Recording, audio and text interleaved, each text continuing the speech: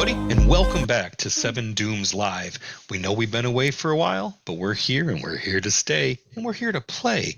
I'm Asmo, we're Heathen Cantina, and I hope you're ready for an exciting night tonight. We're so exciting, you're going to start off waking up in a hospital bed. At least 75% of the crew are. We're going to introduce this awesome cast, and we're going to start with the person who looks the most ready. So that will be, hey, Ricknick, tell us who you are, tell us who you're playing, and then pick your victim, and we'll come back and we'll do a little top Who of the am show I? info. I am. Yeah. And I'm playing Ricknick. And what was the next question? That I guess that's good enough. Tell us who Ricknick is. Ricknick, hmm. So Ricknick's my third character in this campaign. I have a very, very loose sort of outline of some history bits that just were born from the feat selections.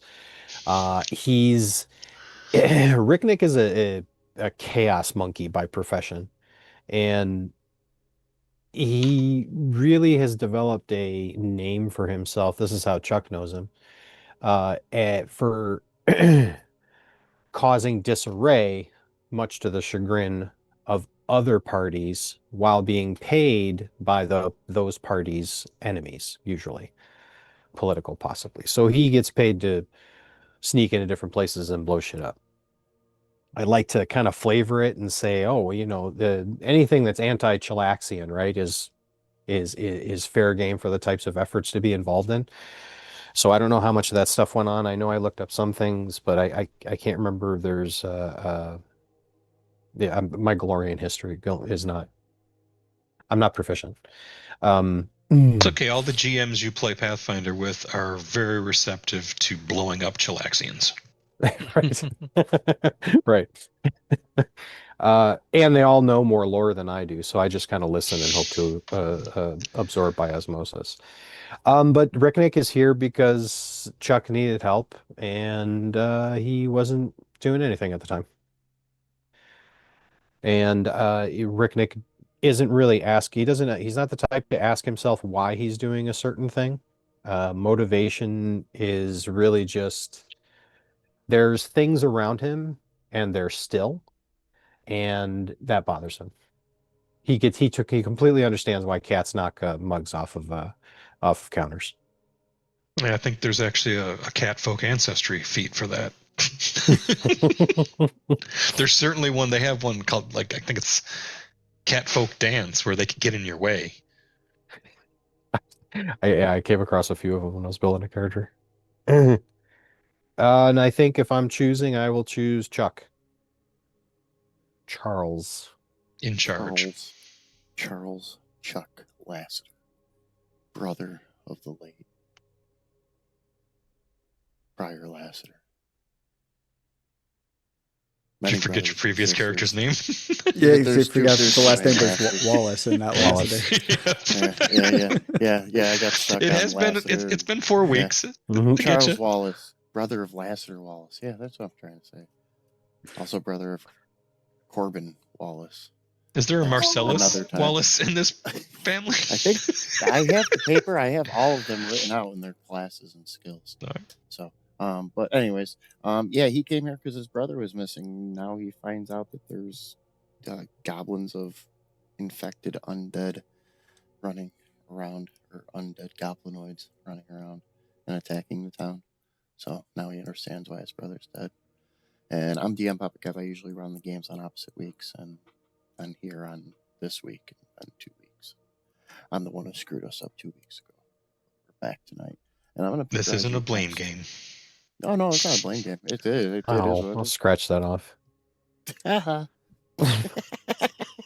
What's this private message? Oh, it is a blame game. I'm sorry. Oh, okay. Yeah.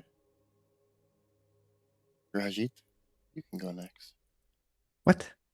Yeah. What? I'm Eric. I'm playing Rajit. Sri Dahan. He's from what was it? Vudra? Jalmoray. Vudra, Oh. Vudra originally, but he was in Jalmoray for a long time, right? That's right. Mm-hmm. And yeah, he just kind of goes where Kamadou wills it, you know. He doesn't understand uh, necessarily, but you know, he's obedient to his deity, you know, and his deity says, you know, he needed to follow Chuck and help him resolve the situation with his brother and maybe help out the folks of Sandpoint. Yeah, that's it. And you know, I think I'm gonna pick Azadam next. Just, you know, At random. at At random. random. Yeah. Good evening, everyone. I'm Azadam, and I am playing Niran.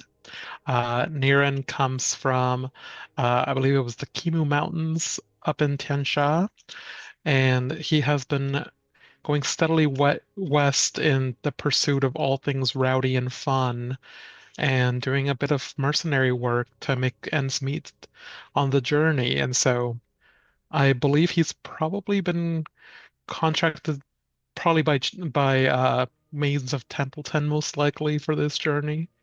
And so yeah, we'll see how things progress. Okay, and to recap, Ricknick is a gnome, I believe. Yes. Okay, and you know He's got a to little break. gremlin in his ancestry. Oh, that explains the ears. Okay, and the desire to break stuff. And by class, he's a rogue, Rogue. with an alchemist tip. Dedication. Dip. Gotcha. Rajit is a human champion. Charles is a human war priest. And Nirin is a Tengu druid with a geomancer. That's what I remember. Yes. Yeah, we are playing with the free archetype optional rules.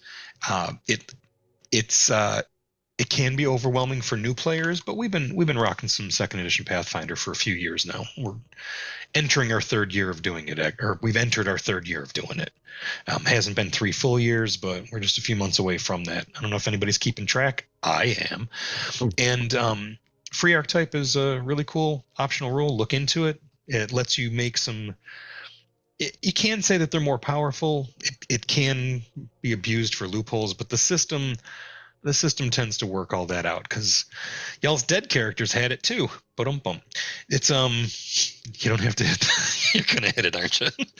The what I'm gonna have y'all go around and do now is this is from your player's perspective since these characters are still kind of new to y'all. Tell me a recap of the campaign that you remember, and we'll go in the same order we just did. So if you wouldn't mind, Melanomadon, tell us what the campaign has meant to you as a player, what experiences you've had, and don't just say, "Oh, dead characters, making characters, spending time in Path Builder," but like tell us where the story has led us so far. From a player's view, right? Not from Ricknick's view? Correct. Okay. Well, the town of Sandpoint, with a long history of troubles, had enjoyed a substantial quiet period, and all seemed well until goblins. And some people in the town would say, "Goblins again, I knew it." And some people would just say, "There's no problem at all," until the problem gets bigger, and then everything's on fire, and now there's looting. The campaign, I fast forwarded to the end. So they found a hole in the cemetery under a grave. We went in the hole. We encountered goblins. No, there weren't goblins. Were they goblins? They were Ooh. goblins. Goblins, right? Goblins. Yeah. And then Caravan died from splash damage. And then we brought back characters and then went to go after Rip Nugget effectively, but didn't make it because that party got killed by a warg, I think. It's a basilisk. It's Some okay. kind of goblin creature. Big lizard. That's why we're gonna go around. Everybody's gonna get a chance for their recollection too, Cool. because the truth's in there somewhere. You're close. And then when we got to town, goblins attacked. That's realizing that I don't have. It isn't a 60-minute presentation done by me, so I'll hand the No, baton it's all off. right. Yeah. That's all I can really remember anyway. Hold on, let me bring up my slideshow. Cool. Okay. See, Somebody took notes. Hold on. Let me go to ChatGPT. I have a slideshow ready.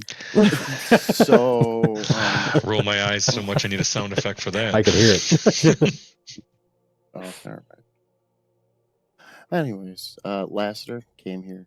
He made friends with the fantastic people that were the town of Sandpoint. We had characters that had loving families that now have orphans and fatherless children on the hillside. Poor little Garbage Heck. is just piling up on the beach. None of the garbage is getting picked up the way it used to be. You know, it's chaos. The books are not following the Dewey Decimal System at the bookstore anymore. They're just stuck on random shelves. It's terrible. Yep. That's a good recollection. And then In memoriam. Then there was a stuffed animal that was involved, a homicidal stuffed animal. There were stuffed animals involved. Yeah. This almost feels like we're workshopping if we- a script if- for if- Forensic Files. If we find them, I'll show you where Rip Nugget's basilisk touched him, and then he died. And now my brother Charles is here to avenge me. But as he lays in bed, sick and almost dying, he started writing a letter to his brother Corbin, the librarian barbarian. Oh, okay. The Thaumaturge? librarian. The librarian, did you just say? The librarian. Oh, Librarian barbarian. Barbarian librarian. Okay, I thought it was funny. Shut up. No, it is good, but Right. now I'm thinking of UHF and don't you know the Dewey Decimals? He's contrarian. Egalitarian. Well, my brother got here and he beat up Rip Nugget. Okay, all right. My other brother's going to get here and beat him up again. All right, Helmet of Doom. Well, it was tough at first. I moved here with my stepfather, my father, and my stepmother. It's a new town, be a new kid in school, but I had all this radio equipment, and I was really pissed off, right? So I got mad at like the guidance counselor, and I stole like the phone book, and like I started doing like these pirate radio things. And then, like, it was this whole Are you thing. happy Harry Hard on? Just clear. Is this pump up Does the this volume? pump up the volume? I'm like, I know this story. What are you gonna do next? Gleam the cube? Well, I was gonna go with that one at first, but I decided to go with that one. Anyway, Yeah. let's see. Yeah, it started off, it's a much different feel than this half of things than the first half. It started off with Hector, and he was very much a part of the town, right? That's he lived there, he had his family there, he patrolled, he volunteered, and and then he got, Got. died a hero. He was doing his thing, but he just couldn't save everyone, couldn't get himself out. The second chapters and campaigns are usually interesting.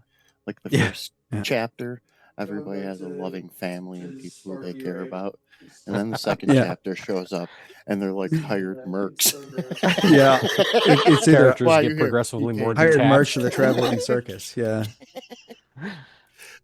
But yeah, I know. So the second half, I mean, like I said, Rajid is he's here for a purpose, It's not his purpose, but he's here to do it, He's just channeling Kamadu's will, and this town needs his help, so that's why he's here. He's he gets to town, he sees it's overrun with goblins. Literally, it was Yeah. overrun. It was Yeah. being sieged when you guys showed up. Yeah.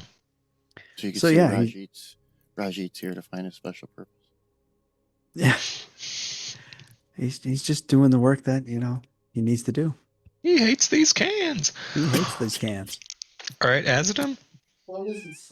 Yeah, so first go around with Menrian had this character that, much like Hector, was like built into the town and had all these like mysteries about him, but unfortunately he also got God, and so a lot of those mysteries will be left unanswered. Uh, it I do question like how Menrian would have responded in some of the situations we faced since, like how he would have been in the previous battle against Rip Nugget. But I also love Niran, and so it'll be nice seeing what Niran can do, and hopefully he'll survive a lot longer. I think Menrian is probably the fastest I've lost a character in a campaign. Yeah. Well, our last Pathfinder adventure path that we did wasn't a show. It was the Abomination Vaults, and you held the record for the longest lived character in that.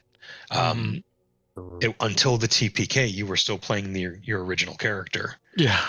And that was a campaign that had periods of rapid character death. There was like one right at the beginning, and then none for a while, and then several, and then none for a while, and then all of them. So this campaign, we started with a party that was absolutely embedded in the lore of the town, grew up in the town, and kind of made a name for themselves as plucky kids who grew up and were becoming heroes, known quantities. And sometimes with adventure paths, you can pull some strings to keep that storyline going. The way we've enjoyed Pathfinder Second Edition, and I know that GM Popikev and I have this in common. We like it because there's stakes. There's real stakes. Your characters can absolutely get wiped out. And as storytellers, we try to build in those emotional stakes. We front loaded that campaign with those emotional stakes. And, for the first few sessions, it really felt like a good back and forth. Things were advancing the storyline. And that storyline was that there was an old... And then Doom came to town. That the unfinished, unresolved wrongs that were visited upon a citizen of Sandpoint 17 years ago were still unsettled, and the spiritual leader of the town, Father Abstelar Xantus, was looking to right that wrong and put someone to rest. That person was previous mini boss of the Rise of the Rune Lords campaign, in that they united goblins to attack Sandpoint a generation ago. And a lot of people in the town remember that and objected to him basically engaging in necromancy for the purpose of settling the account with her spirit. The party talked to her. She foretold a great doom. There was a hole in the graveyard that led down to a warren where ghoul goblins had excavated out some ancient Thessalonian ruin that was unknown. Now, all of Varissia, this little corner of Avestan, which is the northern continent in Galarian that a lot of Pathfinder takes place in, it's built on top of these ancient Thessalonian ruins.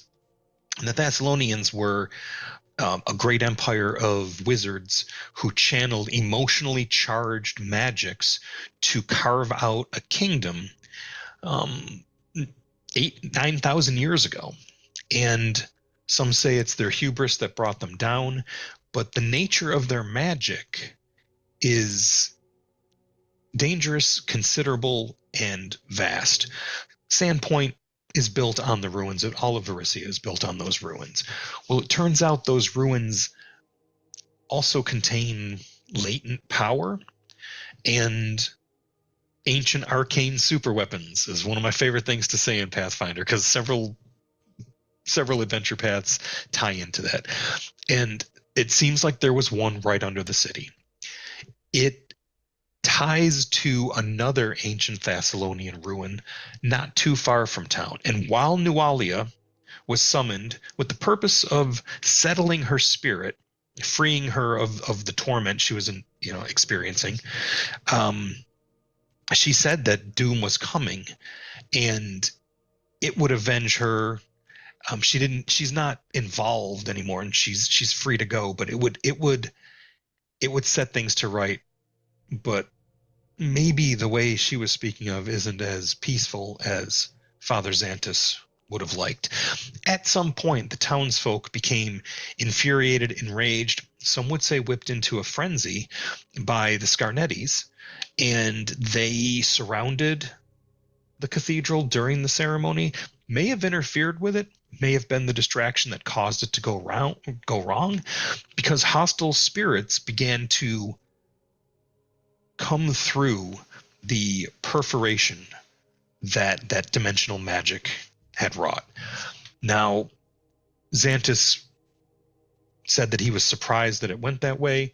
It seems that certain kinds of magic still tap into ancient Thessalonian energies that are latent, but can be harnessed and amplified. So it's almost that I wouldn't call them ley lines because that's something else, but there is a network of emotionally charged magical threads also throughout Varisia. So whereas there's physical evidence of these ruins, there's also thaumaturgical or ephemeral evidence of this resonance. And that is what led the party to go and investigate the pit. Now, the pit was something that was already known to people in the area. It's up on essentially a table rock, not too far from town. It's only an hour and a half away, stiff climb. And it's not a surprise that some goblins were using the upper levels of this pit as a warren. They may have tapped into something. That mystery wasn't fully solved, but the party bravely went into the pit to try and stop the doom from visiting Sandpoint. Well, there was a few expeditions. One of them went wrong. The wizard of the party, Lester Wallace, a local boy done good, he was captured. Not good enough. And the next party was a rescue mission to get him back. That rescue mission increasingly became overextended. There was even a bouncy trash goblin who jumped down to level 3 and basically gave level 3 the finger, got pulled back up to level 2. Lots of things happened there. But the rest of the pit became aware of the party, perhaps a little earlier than the party was ready for that awareness. But back on the part of the pit complex that the goblins ruled, it seemed like there was some power struggle going on, like different factions the goblins had formed. And one of the factions had a taxidermist and an alchemist whose splash damage ended up sealing the fate of Caravan, the bouncy trash goblin. Another faction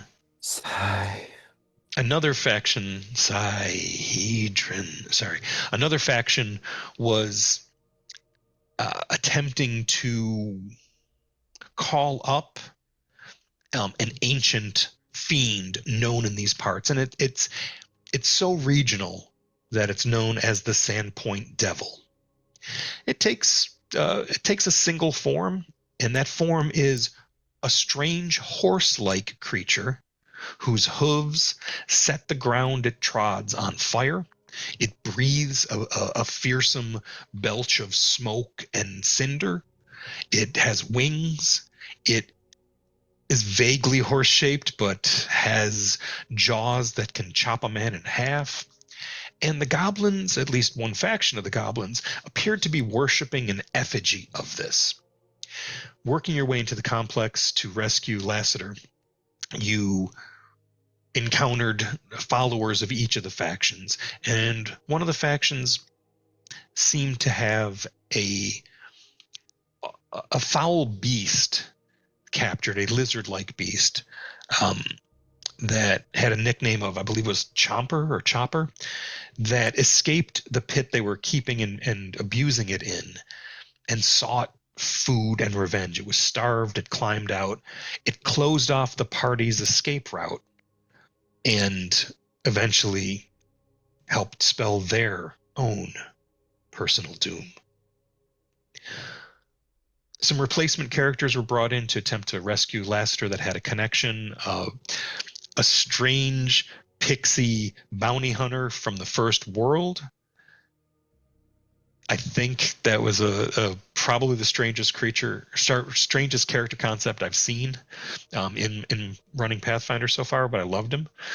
And a strange stuffed animal poppet that was a childhood toy of the young Wallace back in their mansion in Magnamar, nearest big city. Everybody died. It was a total party kill. We roll the dice in the open. Twiggles was stable. Twiggles was stable and was captured. And cooked and eaten by the goblins. They were glad for a fey feast.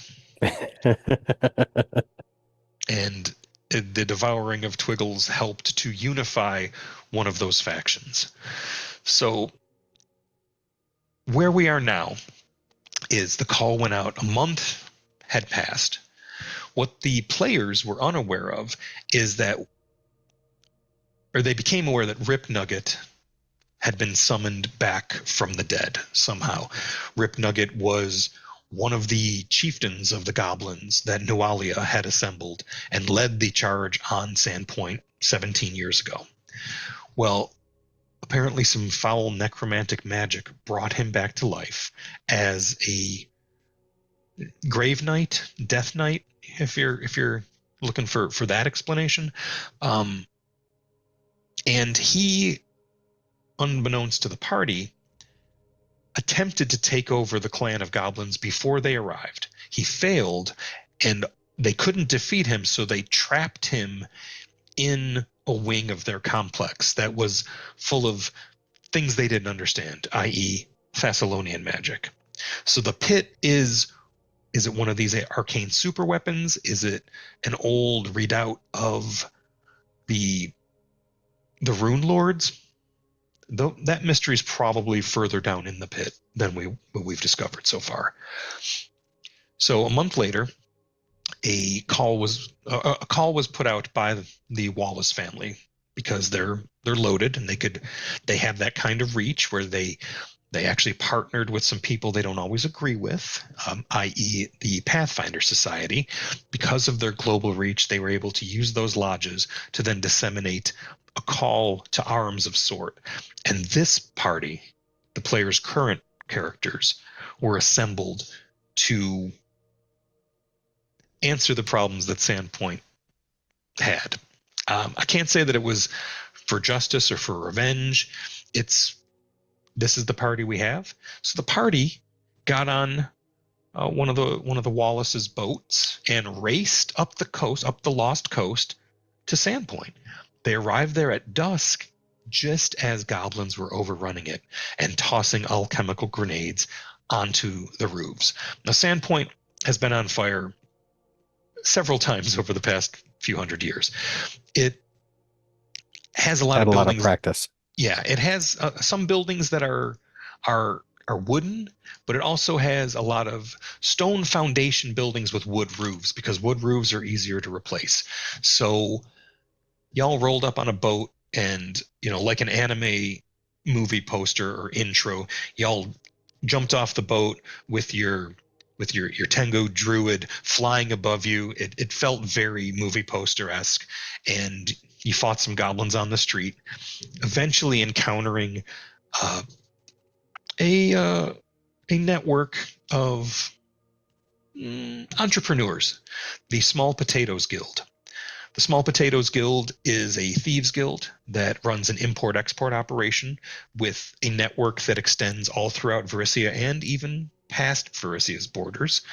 They are largely concerned with information gathering, supplies, and although they may be a criminal enterprise, nothing would hold up in court, and they are well stocked and they're loyal to Sandpoint. So they helped shelter you from the goblins for a time and gave you access to the other end of town where Rip Nugget was leading an assault. When you met Templeton Hex and made use of his resources to get across town. And when you surfaced, sure enough, there were goblin commandos, but there were also a creature not seen in Sandpoint for 17 years, the Sin Spawn. And these Sin Spawn were equipped with various pole arms, each of them denoting a connection to the Rune Lords. Yeah, fuck those guys. Yeah. And they proved to be a pretty tough adversary. They had also beaten down, subdued, and captured Father Abstelar Xantus. So you started to realize that maybe the assault on the town was just part of a greater plan, and they were going to take this priest probably back to the pit from whence they came. To what end, you don't know, but it wouldn't have been good. The party was victorious, barely. I worried that we might have another TPK, in which case I was going to be like, all right, let's say you make higher level characters and we'll just skip ahead. No, I was glad I didn't have to do that. But I looked at how beat up y'all were, and it was pretty bad. Niren saved the day, was able to stabilize two of you. One of you was bleeding out. You were stabilized, and you hurried back to the cathedral with the freshly rescued Abstelar Xantus, unfortunately leaving Rip Nugget's body in the street. Funny thing about Grave Knights is if their armor is not ritualistically destroyed, they will reform, similar in fashion to a lich or other supernatural undead. They can come back from everything that is dealt to them in time. So you may see Rip Nugget again. He's not meant to be a recurring villain, but this storyline is already deviated enough from the order that it is in the book. I love where it's at. We have an emergent narrative that I'm attached to, fond of, and looking forward to delivering. Where we are opening is in a hastily converted wing of the cathedral that serves as a hospital ward. And Father Abstelar Xantus and Niren are the only two conscious people in this room. There are 3 other beds in the room. The party's in 3. There's a total of 6. There's 3 other beds in the room, and townspeople who are severely burned are in those beds, and they're stabilized, conscious, but they need rest and immediate care. I would like the 3 unconscious, so Rajit, Ricknick, and Chuck. If y'all would, let me set the difficulty. I'm going to say go ahead and make me a fortitude save, and we'll see which of you regains consciousness first. Pretty dice.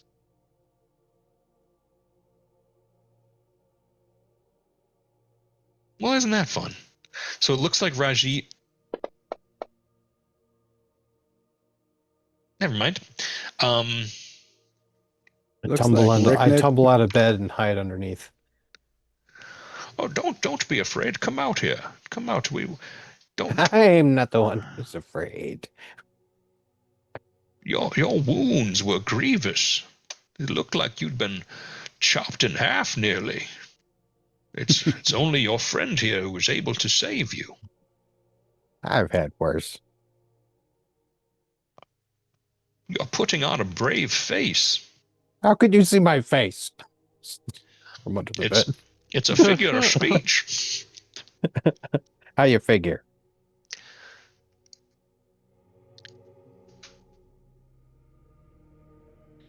So Now a kindly old man with a weathered face crouches down and looks under the bed. I was Come out of there. I don't know that he sees anything. I want to try and not be seen and get underneath a nearby bed. Going full stealth mode. But You know by what? the time I'm done, I'll be a figment of your imagination. You know what? Go ahead and make a stealth check. Why not? Oh. I misspelled hide. To the pit of misery.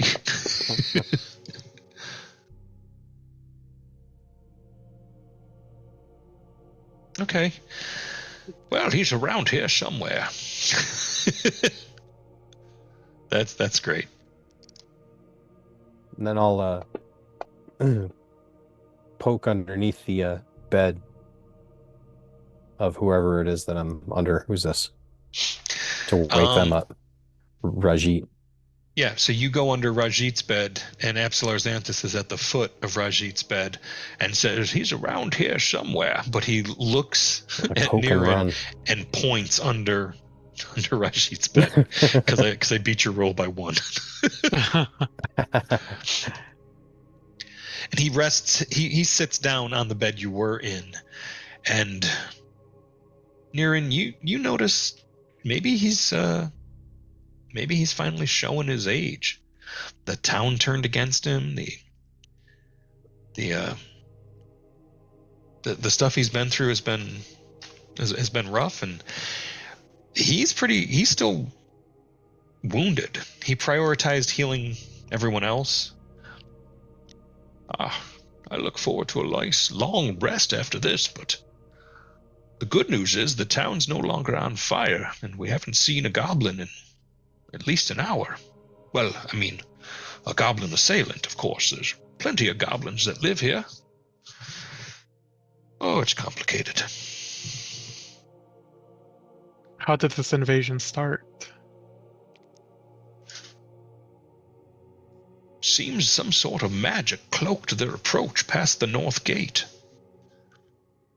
While we were dealing with that initial thrust, several more of them came out of the Turandok River. Rest. Coming up through the sawmill. What is it about sawmills? Right? Mm-hmm.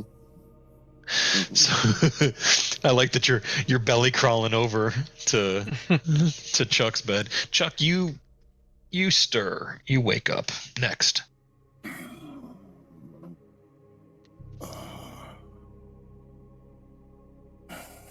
Your wounds have been dealt with, but I imagine you'll still feel the pain. Your friend Rajit here, well, he's going to have a scar we're unable to heal. And you look over at Rajit, and he does. He's got a scar that goes from his jaw down into his bandages. Like, he looks like he was cut down by a polearm. Good thing he wears a hood.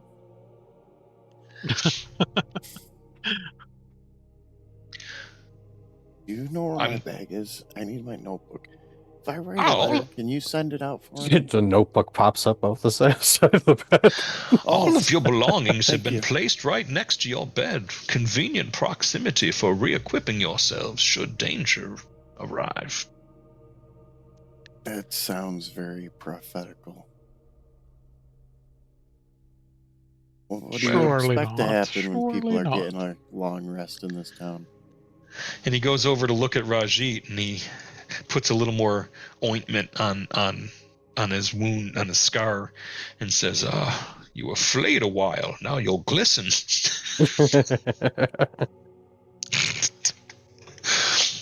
I'm sorry. I'm not sorry. No, it was worth the shot.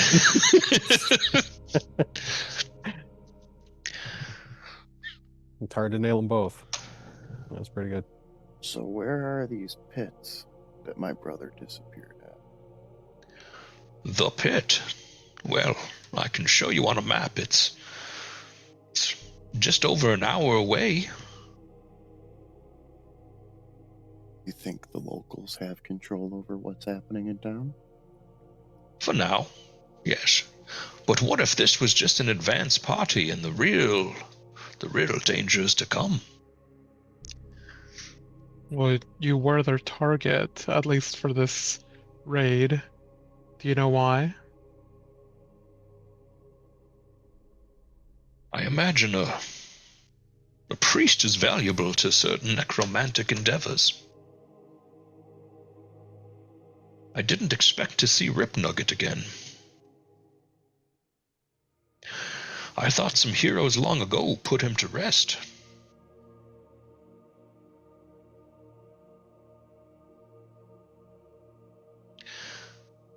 I'm glad I'm not to be their sacrifice after all.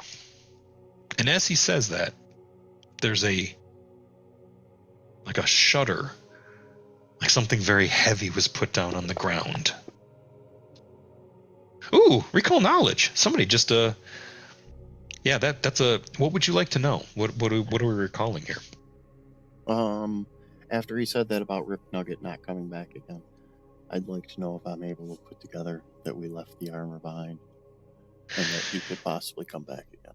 You do realize that it all makes sense now when he says that. When he says that, you realize this is the priest that was helping the heroes that may or may not have stopped. Well, definitely stopped at least one of the Rune Lords, but may or may not have stopped other ones. It's you know that Rip Nugget is having fought him. You know that he's a Grave Knight, and you also know that unless their armor is melted down or submerged in blessed waters or taken to another plane and thrown into a volcano by a hobbit, you know that unless you do the right thing with that armor, then he will reform inside the armor. What did we do with the armor? I assume we left it out Left there it. since we carried it. Yeah. Yeah, and You're busy carrying us. yeah. Now I just want to chuck a hobbit in a volcano. As long as he's got the right as long as he's got the right jewelry. Here, do me a favor, wear this armor.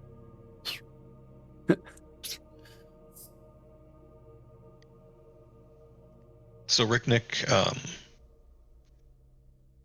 Avsilar crouches down and looks at you from under two beds away and goes, Oh, "Oh, go ahead." my high check should have been at a +2 because I have the chameleon heritage. So I would have had a 30. And you were probably just in your small pants, so yeah, so enough skin to take on a stone-like form. Okay, sure. Well, it's about an hour before sunrise. We can have breakfast at the White Stag, and I can show you the map if you're willing to pick up where your brother's trail left off. They got lemon for their water there? Need something to drink. I think some food would be lemons good can too. some lemons can be rustled up, certainly. So he says that, and he goes over and sits in one of the chairs against the wall. And you realize the weariness is upon him. He's actually exhausted. And you take a few minutes. Rajit, you finally wake up, and you wake up with a start. Like breathing like you haven't for a while. And there is it's one of those when you take your first deep breath, you actually feel your breastbone crack like a knuckle. Ooh, nice.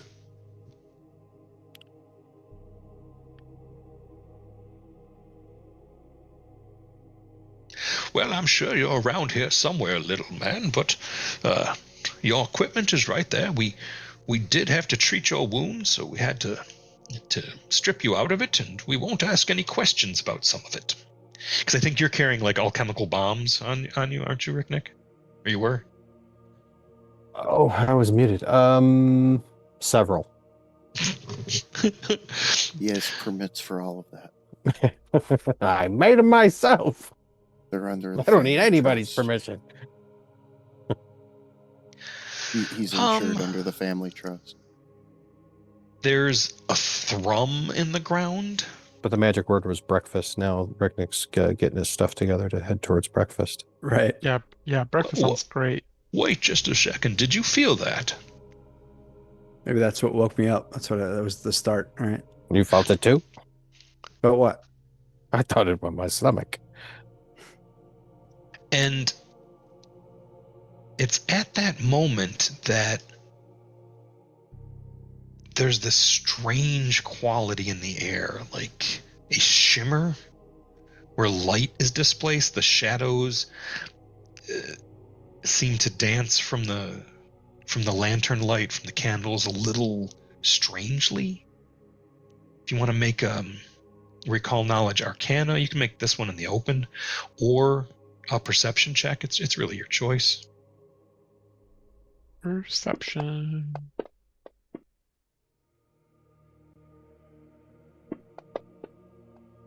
I'll just go back to reading my skills. Well, you're putting your armor back on, and the thing is you do have a really nasty scar that goes from like your jawline down to your floating rib, and you realize just how bad the wound must have been to do that. It also looks like your armor has been repaired, so you put that back on. Well, at least there's that. You got that going for you, which is nice. Yeah, I'll probably get up and do all of my morning stuff. Get ready. Yeah, you do have the benefits of a long rest. You have recovered your spells. If you want to make any changes to your spell selection, those that are prepared casters. Actually, I think that's just you, isn't it, Chuck? I can actually. I'm gonna look at my. Oh no, you're a prepared caster as well. That's right. So we have gotten a long rest. Yes. And let me drop that on you just in case it didn't auto do that from last. Yeah, I'm good. There you go. Yeah, I'm gonna put Ghost Touch back on my spear again, or not Ghost Touch, returning. I have options, but returning seems to be the most useful so far. Okay. So yeah, there's a weird like shimmering. Yeah, you've. Is it persistent? It is, The and you feeling? notice it is, and you notice that Avstelar's looking around. There's a look of recognition on his face as he realizes what this is, and he's like, Fearful or yeah, I would say deep concern. Near's gonna hold his staff in preparation. Niren, you see it. Ricknick and Niren, you see it best of all. He looks terrified, and he says, "Oh no, this is the same sort of disturbance that lingered after we tried to summon Nualia." What'd you do that for? Oh, Our folly came from a desire to do good. We wish to, And well, you poked a hole into another world because you thought it would be a good idea? well, now I can see you when you're berating me from the shadows. Oh no, yeah, he's throwing stuff in his bag. Oh, okay. I was going to say, Just, getting ready to go. over in the corner, he found a soapbox to yell at the priest from.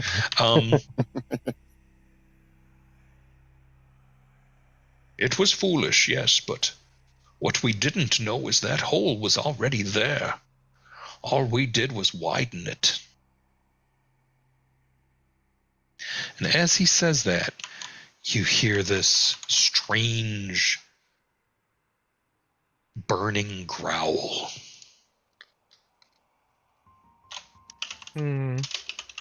hellhounds, perhaps. You realize you're no longer alone in the cathedral.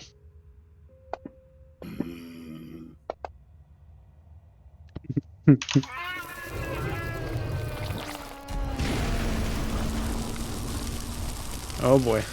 And there is a source of illumination coming from over here. Time to pop our Kyler and roll initiative. To the east. All right, let's go ahead and throw this in there. See what happens.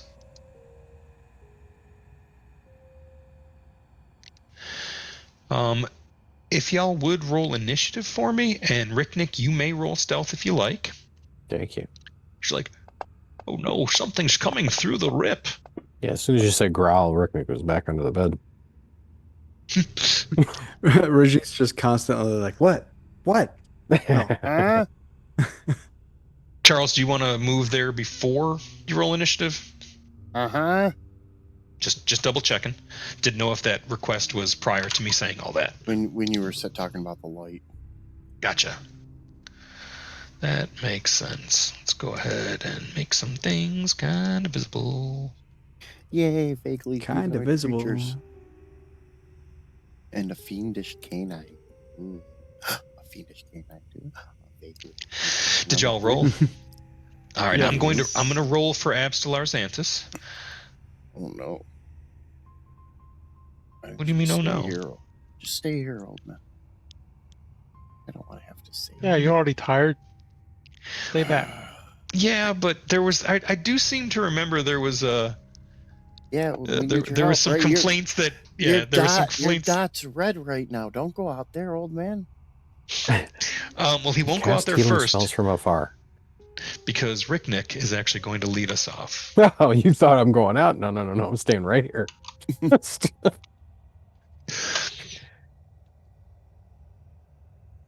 Oh, you're serious? Yeah. Oh, are you? Nope. I'm preparing a bomb. Okay, mechanically, are you going to like delay until later and enter in after somebody else's turn? No. Mechanically, I'm going to ready a bomb. And let's say I'll ready an action to throw it at a enemy if it comes through the doorway. That sounds perfect. Actually, I like that a lot. Awesome. Very cool.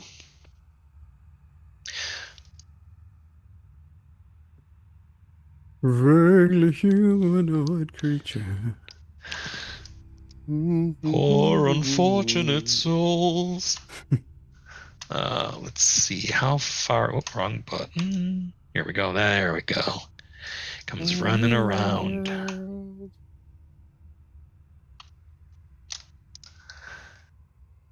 Looks up at you. Now, these are creatures you've seen before. In fact, recently, they are the sin spawn that you saw when you were serving as lieutenants to Rip Nugget, except, and I think this is good news, they do not appear to have polearms with them this time. Yay. Well, it remains to be seen, but it's They encouraging. brought pole legs. Oh, damn. Remains to be seen. That's a glass coffin. So this one, speed 30 feet. Oh, he runs up to here and is out of movement. 1, 2, 3, 4, 5, 6. He's done. Oh, nice of him. Yeah, let's just dispense. You know that they are sin spawn. Abstelar Xanthus is going to cast a spell.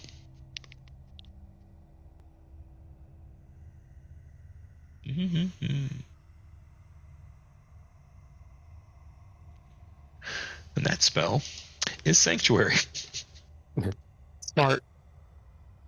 He has his moments. And then he will, I believe Sanctuary is 2 actions. Let me double check.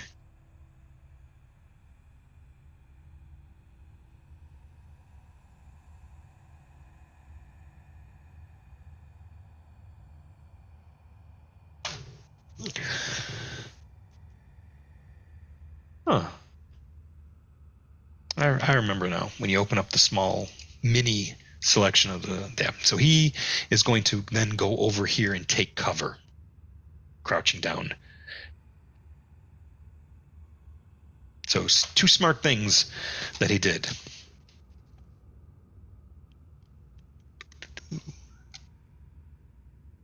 Great thing Good call. great thing about these fiendish canines. Oops, he overshot the goal. Is they move fast as hell. Claws skittering on the flagstones as it comes Yeah. running around the corner. Let's go ahead and get that officially going. Let's make it official.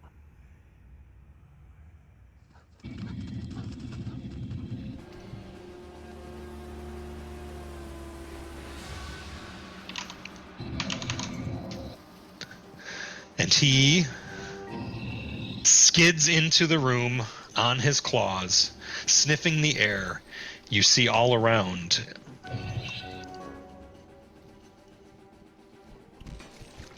Nice. It's great art, isn't it? Mm-hmm. Listen, I've played Pokemon. I know that water beats fire. Well, unfortunately, you're playing a grass type. Damn it. He'll hurt himself in his confusion. And with his... What is the range? Oh, hell. He is going to breathe a cone. Oh, fuck yeah. Okay. I love getting hit with a cone of fire right off the bat. Oh, yeah. That's right. Your alchemical bomb. Yeah, I'm...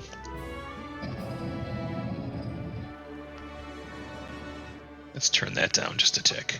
I really like that music, actually. It's so heroic. It really is. I was thinking of that myself. It's like, I think it's like the official Hellhound battle music from Sirenscape. It's inspiring. I figured y'all could use something a little more upbeat. We've had a lot of so he runs in here. If you wanna go ahead and do your held action. Yeah, I had Looks him. like he didn't hit. Yeah. And it's a frost vial. Oh, perfect. It does 2d6 of cold damage. Nice. Oh, my. and what did we roll? Max. Max damage. All right, cool. Max So damage. that's 12, and here's the good news. What's his armor class? You hit him, you rolled max damage, and it seems like as it hits him, you've thrown these before. As it hits him, it seems like it really, really sinks in before crystallizing his flesh and exploding outward. Almost as if maybe he's weak to fire, or weak to cold. I'd seen that before. It also has a minus 10-foot penalty to its speeds. That's actually really cool, because they're pretty quick. All right, he shakes it off, and it looks like he was perhaps going to breathe out and burn the room, but it looks like now he's going to aim that at the direction that this throw came from. So, Absolar, Xanthus, and Ricknick. Rip are going to- Absolar.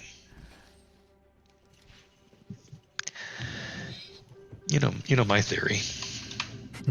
Shouldn't they have to do a will Only save good since NPCs are dead the father NPCs. has Oh, wait, no. sanctuary? Yep, he does. Oh, control. All right, let me have him make the will save, because maybe it'll exclude him from it. You know, it's an AOE It's a will save? because of the sanctuary spell. Oh, right.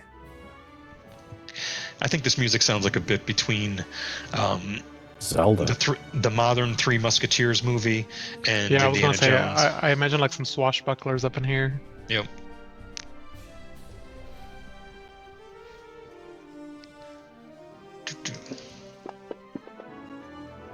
Okay, Womp womp. he is not targeting Absolar Xanthus, he is just targeting Ricknick.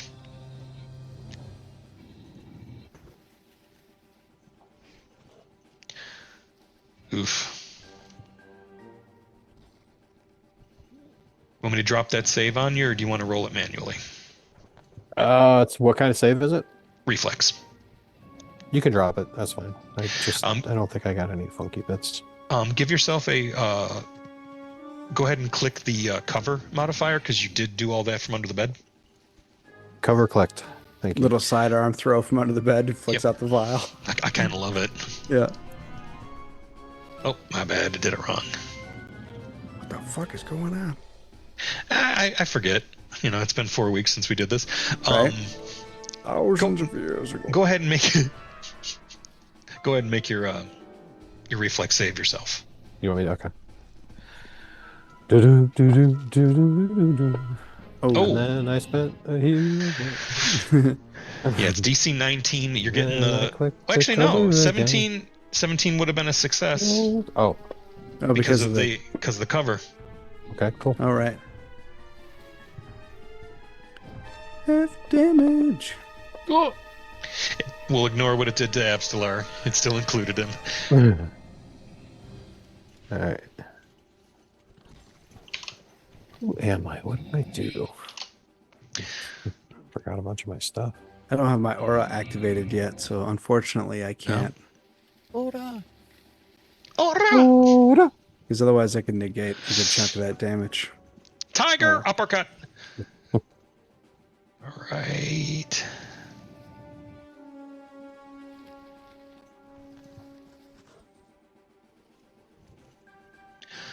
All right, Niren. Yeah, he just tumbled in, got froze, breathed, started the bed on fire. So how can you sleep when the beds are burning? oh, indeed. So let's try to Pay give it some back. ice. And so we're gonna cast Frostbite.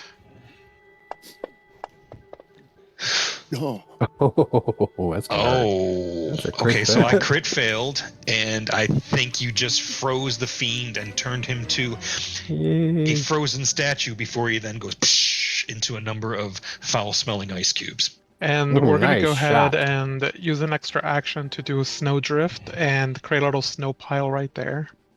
Is it just his square, or is it all the adjacent squares too? It's all the adjacent squares too. Nice. Oh, love that. So you turned it into snow? Yeah. Difficult Yes. terrain. That's awesome. And so that was 3 actions. So Very, very cool. Nice work, Niren. thank you.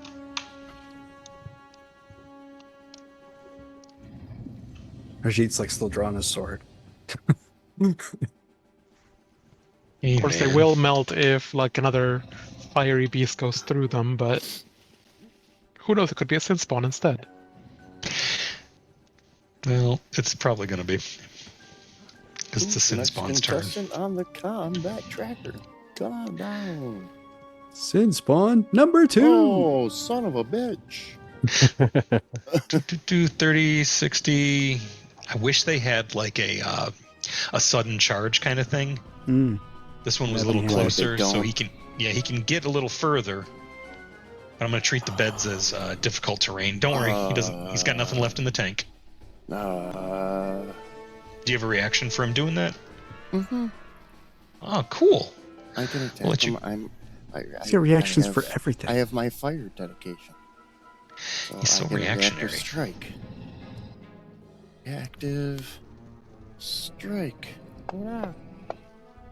No. Oh.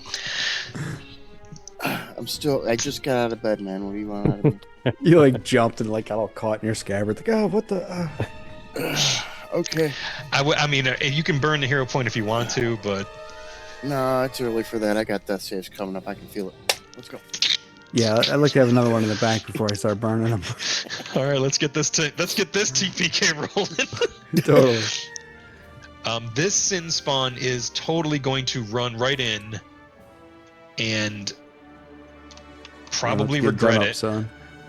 He's got 10 left. He gets into the frozen stuff, and he's working his way through, and it looks like he's going towards Abstellar, so he's got to make a will save as well. Mhm. Maybe he actually will.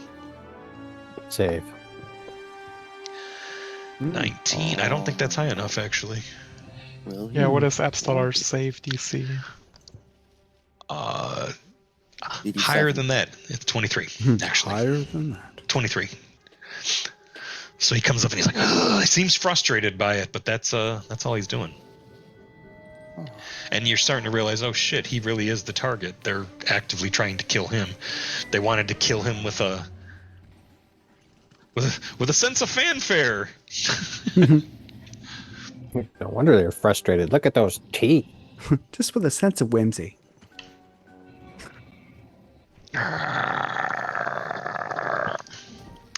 He's not affected by that difficult terrain action? He's out of movement. He had to spend 3 actions to get to him because of that. No, the Oh. difficult terrain is keeping them from Yeah. realizing their master plan. Master planners. They're master planners. Yeah, that's it. Not the most impressive first round. I was hoping for a little bit more of an oh shit moment, but y'all are doing great. All right, Chuck. I'm still waiting. Last in line. I got Dio going on in my brain right now.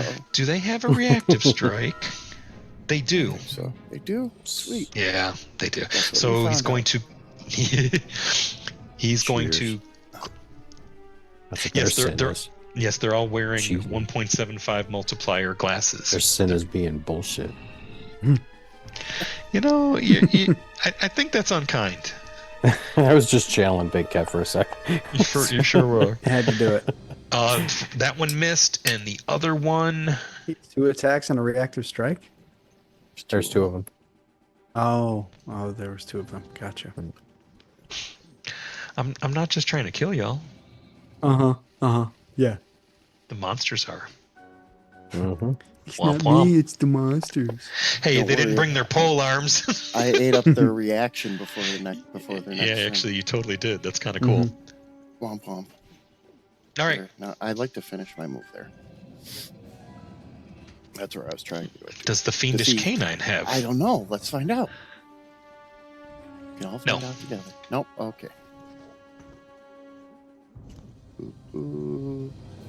How long does that snow last? Until my Till- next round. Okay. Until the start of your turn? Yeah, start. Here's my That's such a cool ability. That's the Geomancer stuff. Sin Spawn gets hit with needle darts. He sure does.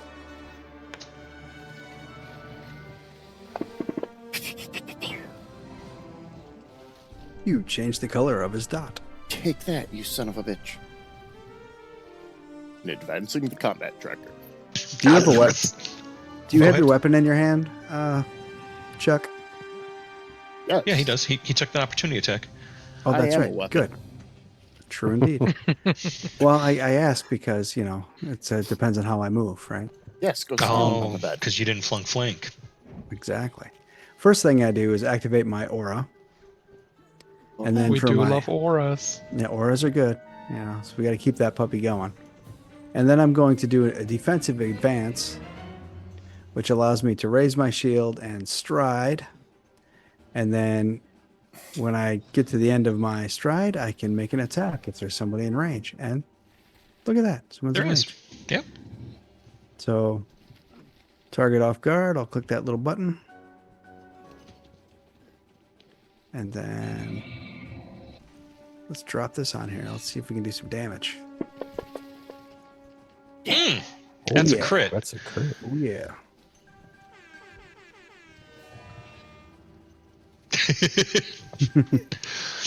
Oh, look at those twos and ones. That's okay. Those I are rolled sexy almost the as hell. damage of 1 hit. Yeah. Damage is damage.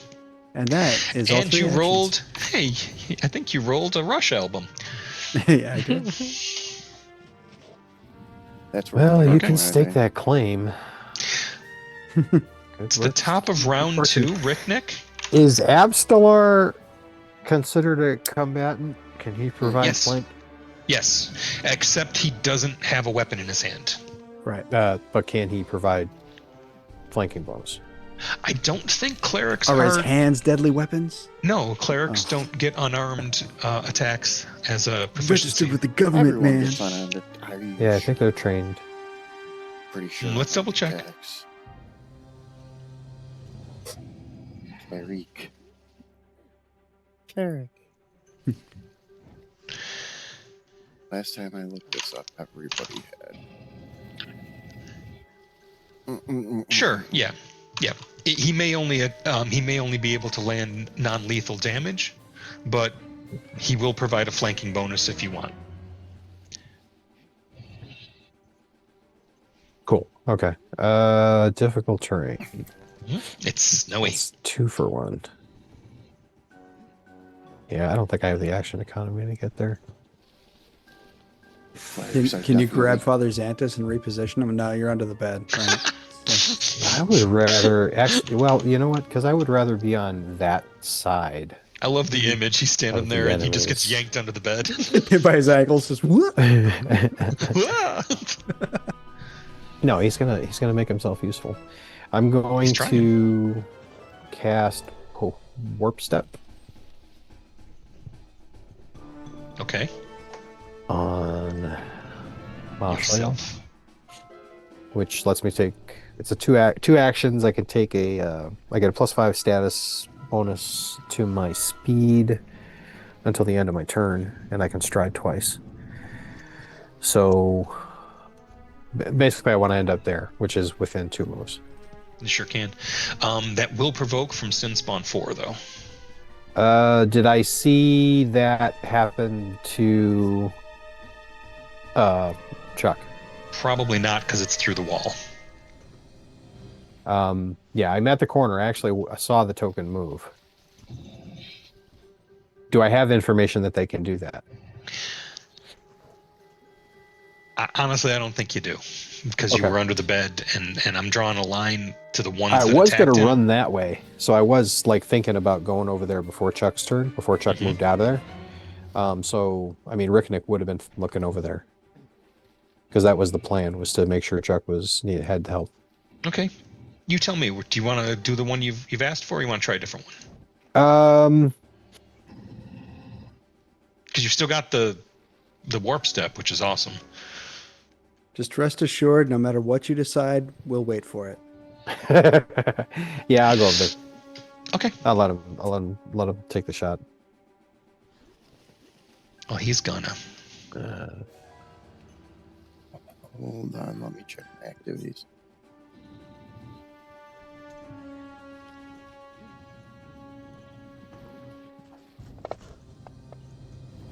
He missed. He missed. And then I'm gonna click the off guard button. And punch him where it looks like it's gonna hurt the most. Sin Spawn ding ding. That's a crit. Ooh, that is a critical. I think I can activate the sneak attack stuff myself. You So should I'm be able trying to drag the effect onto yourself and then drop your damage. Like that's how it works. Oh boy. Let's go.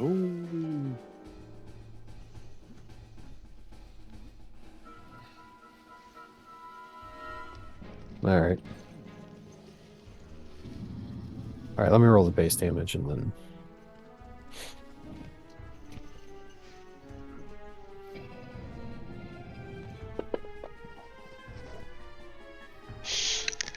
And then there's an additional. 7d12. Oh, he's It's 2d6 for precision, but I just doubled it because of the crit. Okay. Yeah, let me apply that. Cool. Yeah, he's dead. Awesome. Oh, good. Awesome. And that's 3 for me. And as his corpse falls, it doesn't fall like it doesn't fall like a man. It falls like an instantly corrupting pile of flesh that bubbles and suppurates on the ground. Same way they just molder and rot away. Gross. They just leave a stain. Glad that one's gone. Nothing useful in the residue left over, right? You want to take a sample? How many actions you got left?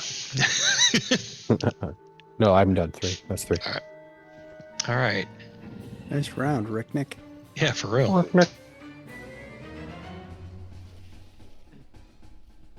Sin Spawn 1 runs up and attacks Niran.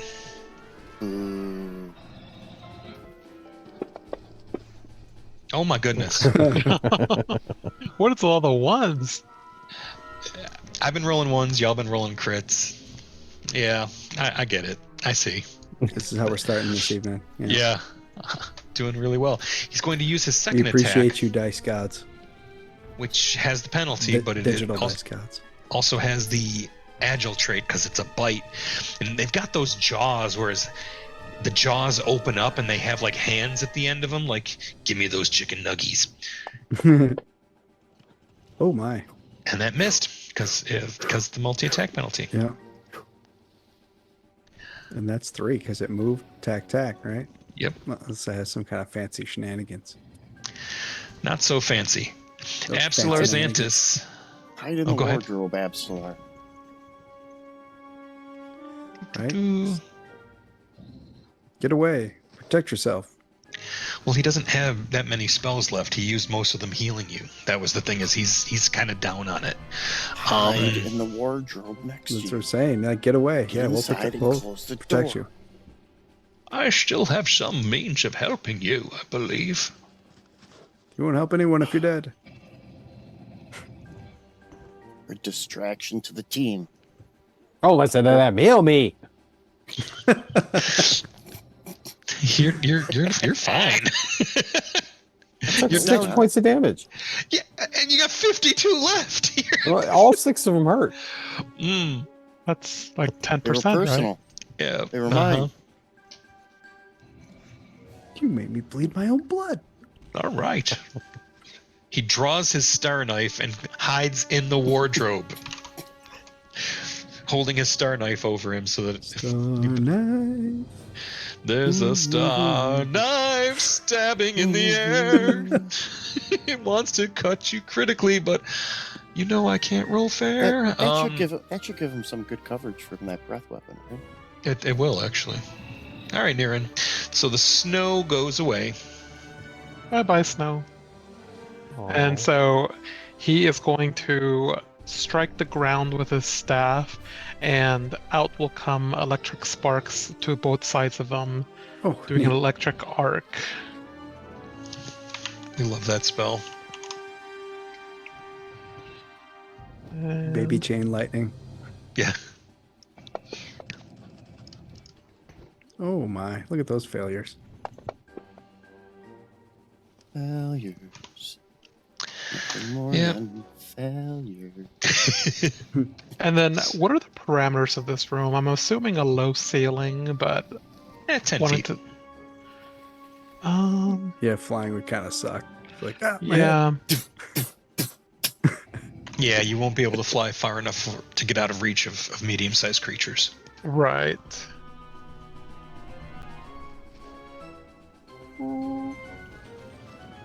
May as well try to whack the sin spawn with my staff.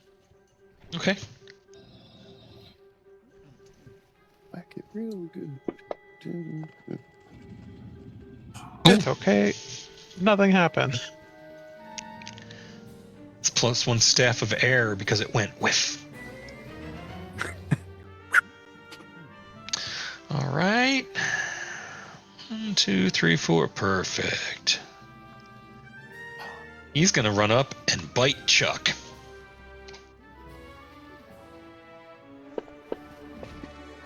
Ooh, actually hit. I'm going to use my reaction and give him 7 points of resistance to that damage. And also, it's a brilliant flash, so homie's off guard for 1 round. All right, I will drop it in the chat then.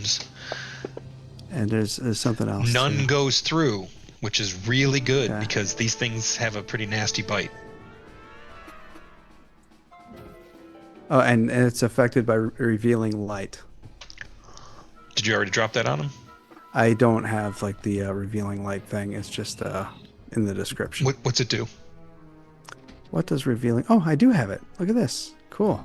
Never mind. Let me just drop Does it it on. keep him from doing stealth or dazzle him or what? Oh, They're dazzled. yeah. I guess I have to. It says he's affected by it, but does it mean he gets this? He has to do the save for it, right?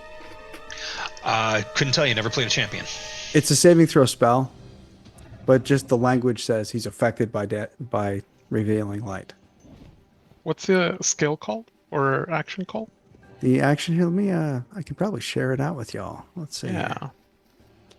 It's my grandeur. Nobody likes a braggart. Yeah, right? See that? There's that, and it's the flash of grandeur. It's the reaction there. An enemy damages your ally. None of that went through, but Well, it's because it was a successful attack, so it still counts as damaging. well, it would have damaged, and I granted that. Right. That's why the resistance what kept him from being damaged. Still doesn't say what revealing light does, though.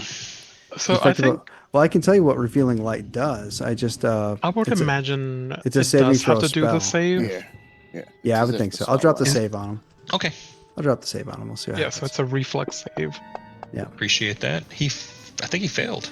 Yeah, that's Yeah, a failure. he failed. So And that's here's a standard 1 failure. minute I'll of drop it on. dazzle. Yeah, there you go. I dropped it right on him. I hate Dazzle. Sparkly. My local game, like, I think 3 of the party members have the ability to drop Dazzled, so they dazzled a whole bunch of assailants. It's the new blind. Yep. So he's off guard and dazzled. Okay. Well, he ran up, he bit, he missed. In frustration, he's going to slash with his claws. Okay. This will have the multi-attack penalty. Ignore that. Because I didn't drop it on Mr. Wallace. 15 would have missed anyway. But you got Force a from him. 5. From running Rise of the Dazzle. Rune Lords, I know that Sin Spawn have another sense other than sight, but Oh Right. yeah. Exactly. And I think Chuck probably stinks of pride. Lots Mm. of it. Suck it, Sin Spawn. Quite proud of it. It's, But it's his cologne. It says it's called Pride. Nice. And it's got a What lion exactly is on wrong it. with being proud of pride? Yeah, I wouldn't be. I missed, Oh. and I didn't even make the flat check, so I wouldn't worry about Sin Spawn 2 this round. I'm not. Uh, I wasn't worried about it anyways. This one is going to take advantage of Niren being off guard.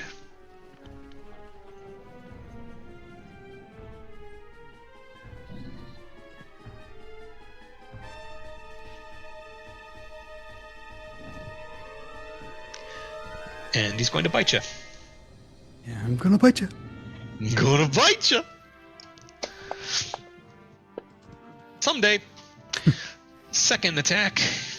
I'm gonna bite you.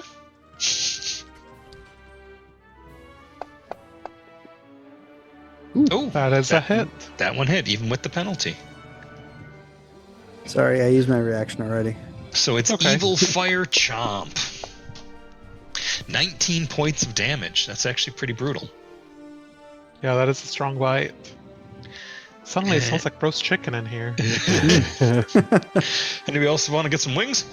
Sorry, Niren. He's going to use his last attack to do it again. And miss. Predictably. Sin Spawn 3 has yet to join the fight. He is going to run up here and attempt to bite Rajit.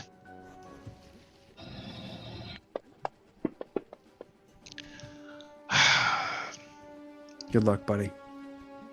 And his last attack is a claw and also misses. Cool. Chuck. All right, Chuck. Tell them what they've won.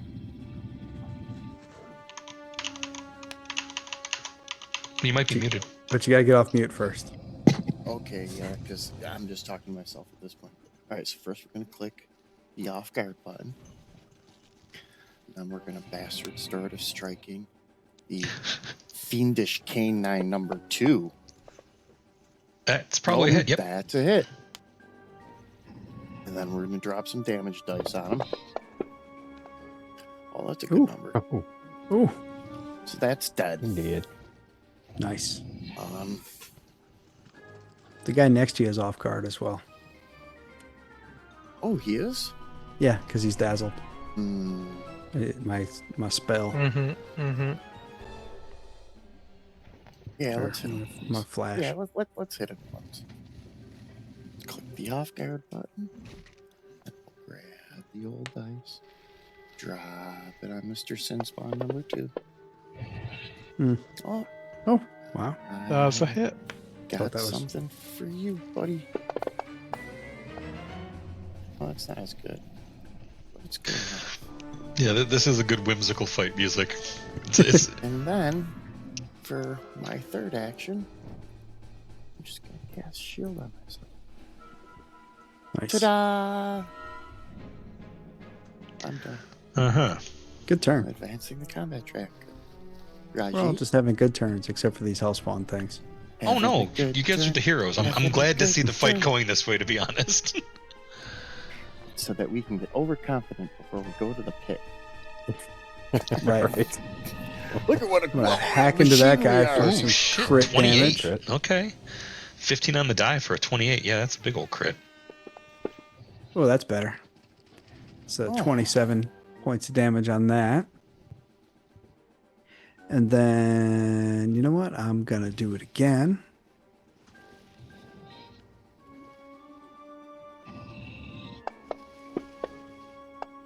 Or not. That's okay. And then I'm going to raise my shield. Ooh.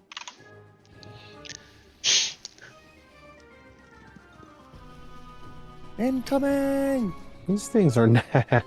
These things are not. I don't want to. I'd splash damage, you know. Mm. It's just 1 or 2 points usually, though. And I know very well not to listen to you about damaging party members. Oh, I've got some hit points to spare. I can handle a point of That splash damage. was uncalled for. Move there. But Low blow. truthful. Sorry. Just for that, I'm gonna splash even more. Just for that, I'm not going to approve your movement. Sin Spawn 2 does still get to try to attack you. Reactive strike. Even if it's off guard. Oh yeah, hey, did you want to take your? Oh, never mind. Flat check first. Okay, he may try. Man. I forgot about that. And I paid the price. Okay, Oh, and now it actually did. It didn't do Roll the the flat same check thing. when I did it. Yeah, I but it's still a crit. used my reaction to flash him. Of course you do. You say, So- hey, Sin Spawn. Whoa, check it out. You want to buy a You can- watch? You can just give him 7 temporary hit points. That way you can just roll the damage. Yeah, Yeah. that's That's going a to be a good good idea. way to do it. Oh, you got your do that. reaction back? And yeah, You- because you- it's a New next rim. turn. Yeah. Oh, cool. Okay. And I'll drop the save on him while you're doing that stuff. Sounds good. Perfect. That worked out really well. Ah, cool. I'm Right. kind of glad that he didn't land the Failed bite. again. Their bite's nastier. And he All right. is still dazzled. You still got 2 actions left. And he's off guard. If you want to, I think he still has that on him. Yep. Yeah, I he's just a dropped triple dazzle off on him guard. again. Yeah, he's double dazzled. He's triple Double off dazzled. guard. Double dazzled, and he's got. Oh, it's because it yeah, lasts for a minute on a failure. I forgot. Yeah. Okay. He's got can't Yeah, see shit. can't see shit, Captain. That's Which also one? doesn't stack, No one. right? Yeah, it doesn't stack. Let me get rid of one of them. Imagine if it did stack to blinded or something. Oof. Mhm. I don't think he has anything else to worry about. He just got chopped. Oh my god. Oh no, punched. Nice work, Punched Rick to Nick. death. It's a crazy hard punch. That means I'm no longer off guard. Yay! Yeah, let me get that removed off you. Y'all are good. There's some synergies with this party. I love it when it happens. You still got one left? Yeah, I'm tinking. I'm probably just going to end up rolling. I just want to. You should make a performance check to entertain your friends. I'm entertained. There's a good. This there's is pretty a good entertaining. performance. Are you not? Hmm? Are you into trains? You enter trance. Ah, My name is Autisticus Maximus. I'm in the process of sorting out my character sheet for precision level. damage stuff. Okay. There we go. Ooh, nearly max. 8 points. Good. And that's 3. Nice. Well done. Nice. Okay. Zug, zug.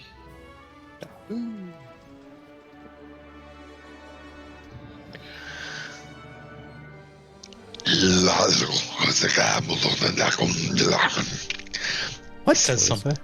He said something in a language. What language? Aklo. I don't got No. that one. Me neither.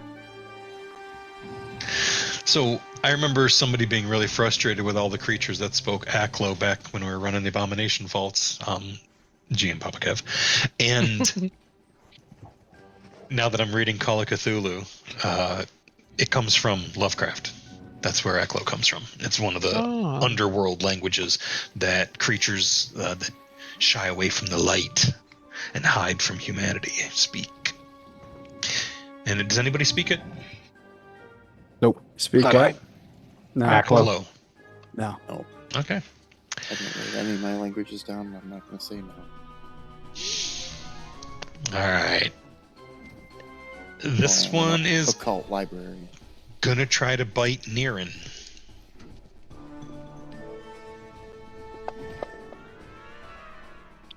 And miss, and then Let's go ahead and claw, try.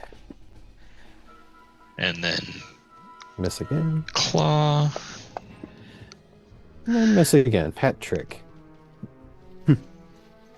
Ish. You haven't watched hockey, have you? That's best I can do on the fly. Abstelar goes, oh, there's that Sock check? marmalade I was looking for. Nice. I do love marmalade. He just starts going on and on about marmalade. We're fighting out there. He's, For 6 seconds. He's spreading it on some toast with his star knife.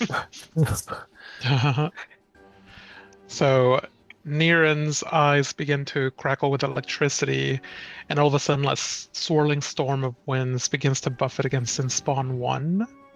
Okay. And let's see if it. Buffeting. Oh, Is this Ooh, another that's a fail. Oh my. So this is a Tempest Surge, and because he failed, he gets clumsy too. Ooh.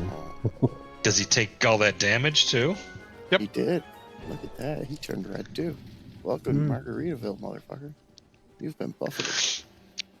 Damn. Okay. Well, yeah, he's uncomfortably clumsy.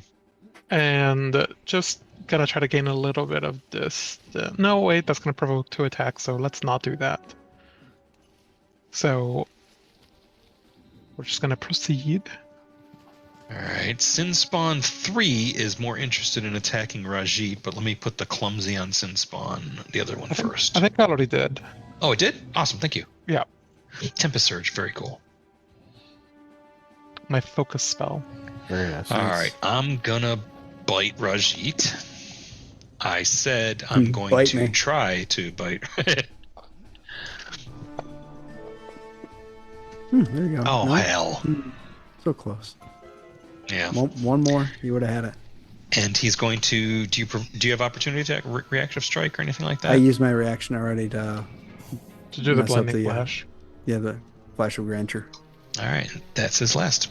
He wants to no, move I'm into the elf flanked guard. again. Okay. No, he wants to flank the spellcaster who keeps jacking them up with damaging magics. Well, that was Oh. dumb because now he's Wait a just gonna second. die to Hold Chuck. on. I didn't even realize you ran over. I was so busy getting you guys lined up for electric arc. I didn't realize you got close, buddy. Come on. It's a dynamic battleground, I know. I'm so glad you're here. Let's click The this situation Me too. resonates. Look at it. And then let's just chop you in half first. Chopped in half. Oh, that's a crit. Yeah, he's done. Bye, buddy. Ooh, pretty. Oh. Yeah, he's Rainbow. done. Oh. Nice dice. Yeah, that's real shiny. I like that. That's a ranged spell attack.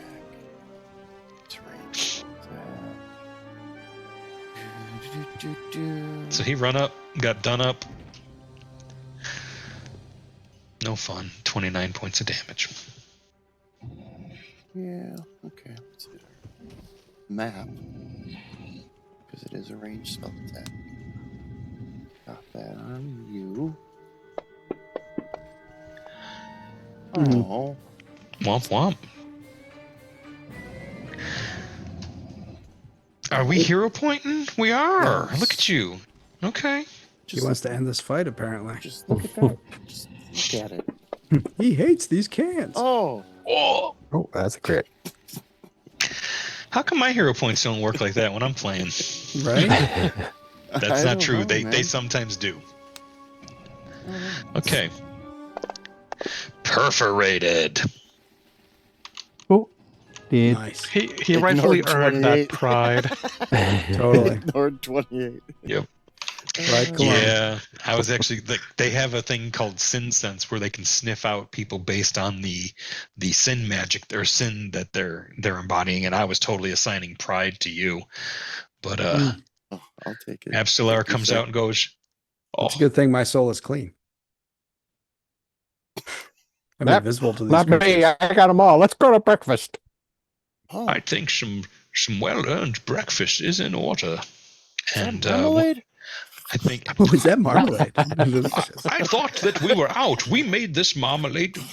The oranges, you mentioned lemons, but this is made with a delightful orange that grows south of here. It's made with pomelos. Ooh, Well, that would either be really good or I don't know. Yeah, it'd be interesting. I mean, you want to do a chili willy with some limoncello? I think we should probably. I'm down for that phrase. I think we're probably looking at break time, That was aren't a fun we? phrase. Yeah, sure. yeah. That sounds good. Yeah. I could use a little break. When we come back from break, we'll be at the White Stag, and perhaps the proprietor will notice a resemblance to I'm a not paying former his bill. employee. I'm not paying his bill. Or his rent. Nope. Send that to mom and dad. The Wallace Foundation Send them a check. will take care of it. The Provided to you by Foundation. the Wallace Foundation. The Wallace Foundation. Helping we're at do break. good.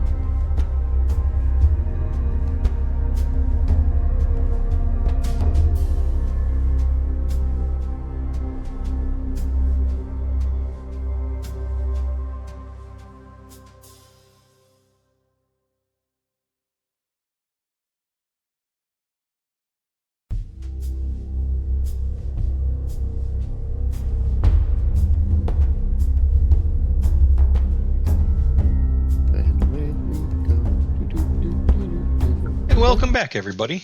How y'all doing? We just finished an exciting fight with some creatures that appeared to be summoned or sent, and the scene we're in now is at the White Stag Tavern, which also has a wonderful breakfast buffet. And Absalar Xantus is treating the party to breakfast and says as he sits down with his grapefruit and his oatmeal, he says, I believe they were sent by the same ephemeral network that connects all Thessalonian relics. It's almost as if existing in another plane is this hostile, malevolent force that can be shaped to do harm. He's not talking about you, Rick, Nick. He said on another plane, dude. Now about that map, and he shares out a map. Let me know if y'all can see that. If you I can seize it. Okay. I can see clearly now the map is here. I can see all the other places we won't be going. See all the way to Thistletop. Gonna be a bright. No, it's not. 7 Dooms of Sand. Doom. Not 7 Sunshine Happy Days with Sandpoint. I know you're doomed to listen to elevator music.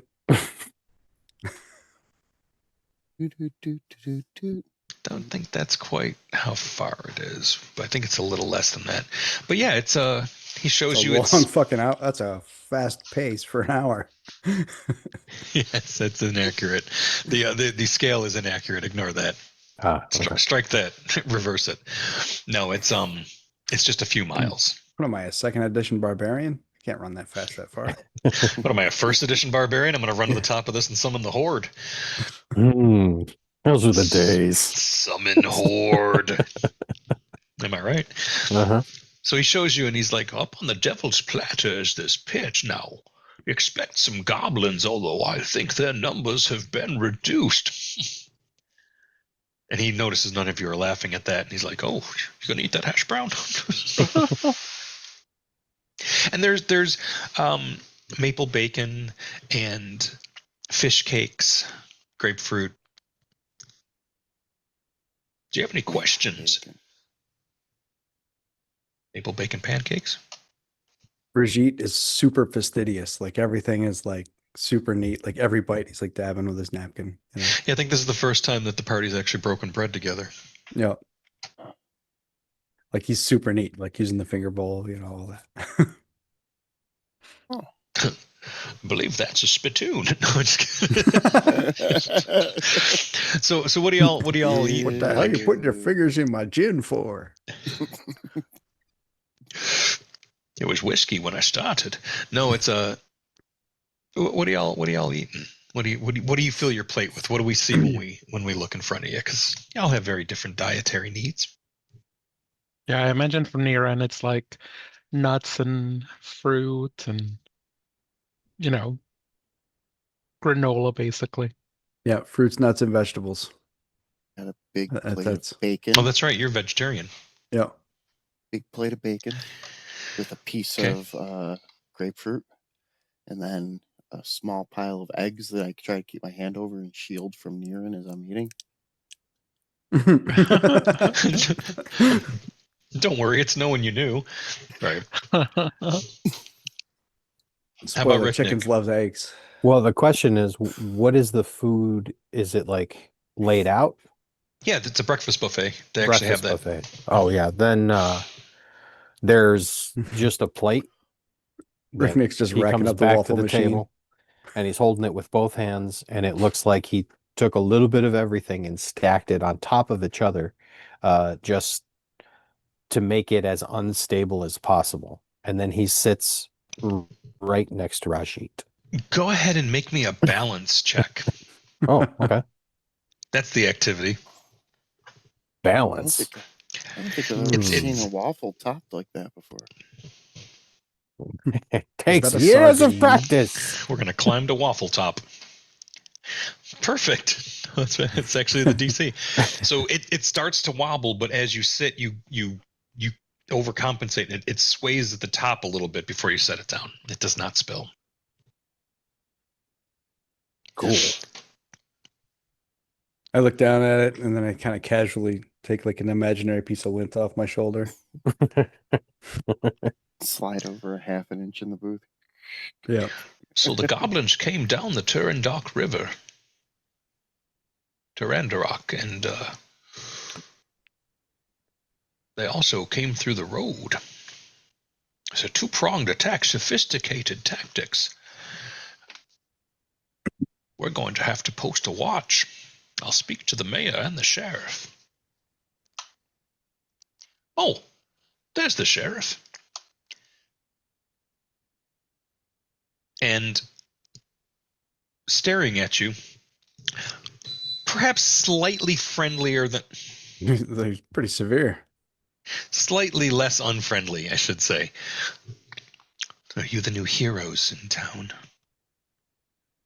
I heard somebody dispatched Rip Nugget before we arrived. Well, I believe my friend Nurin temporarily- here did. Yeah, we tried. We did our best. Wade. So it's true. He's returned from the grave.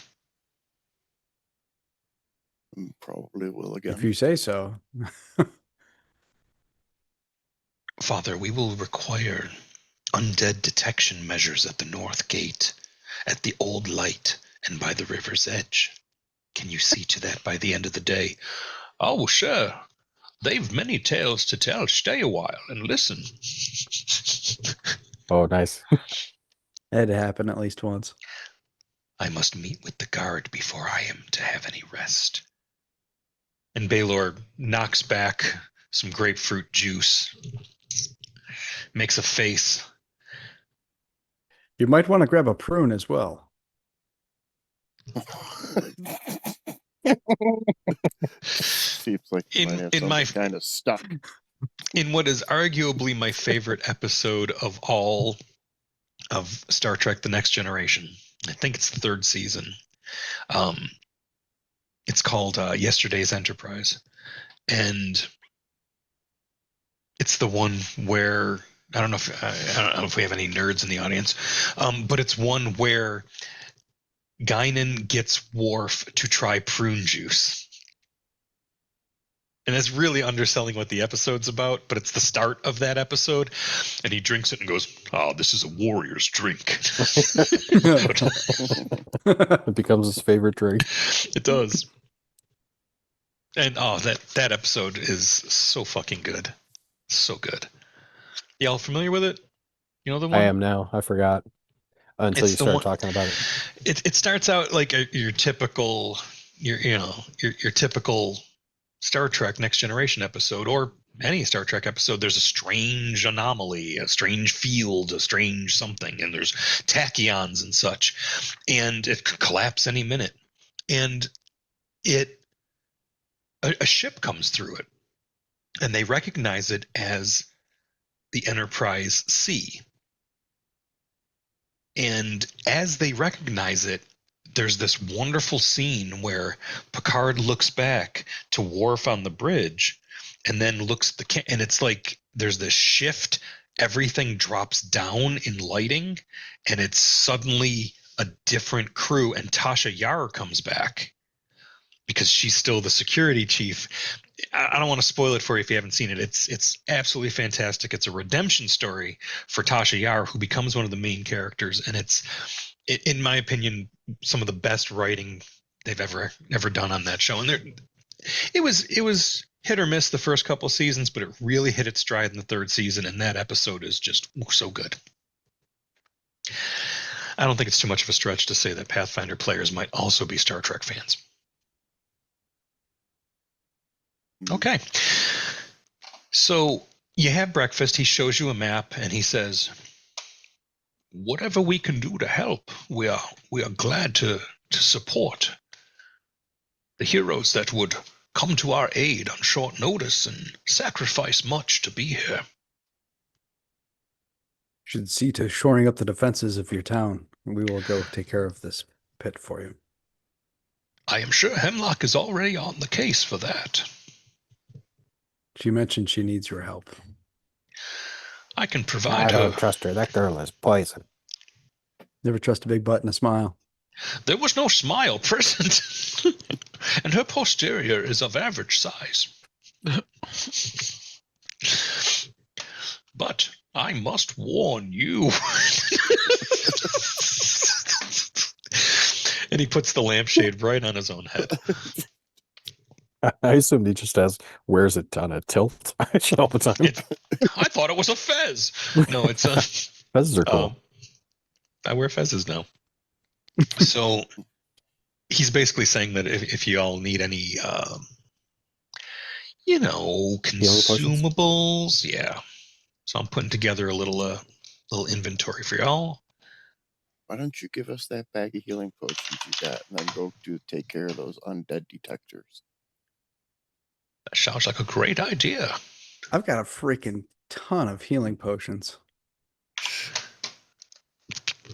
So there's 4 lesser healing potions, but he's also going to provide you with A ring of regeneration. Awesome. That's so great. So generous. He really doesn't look that generous.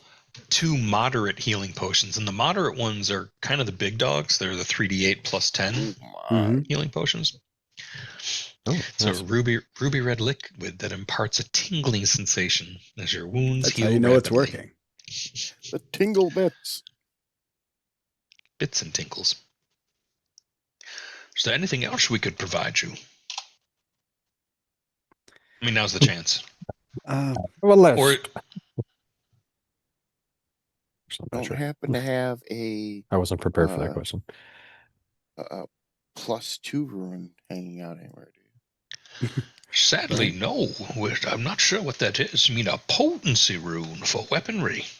Yes. The next level up than the one I got. One like my brother had. Sadly, no. Son of a bitch. I'll have to find his core. But he can spare. There is 1 +1 weapon potency rune available. I'm good on that. But I was thinking more in terms of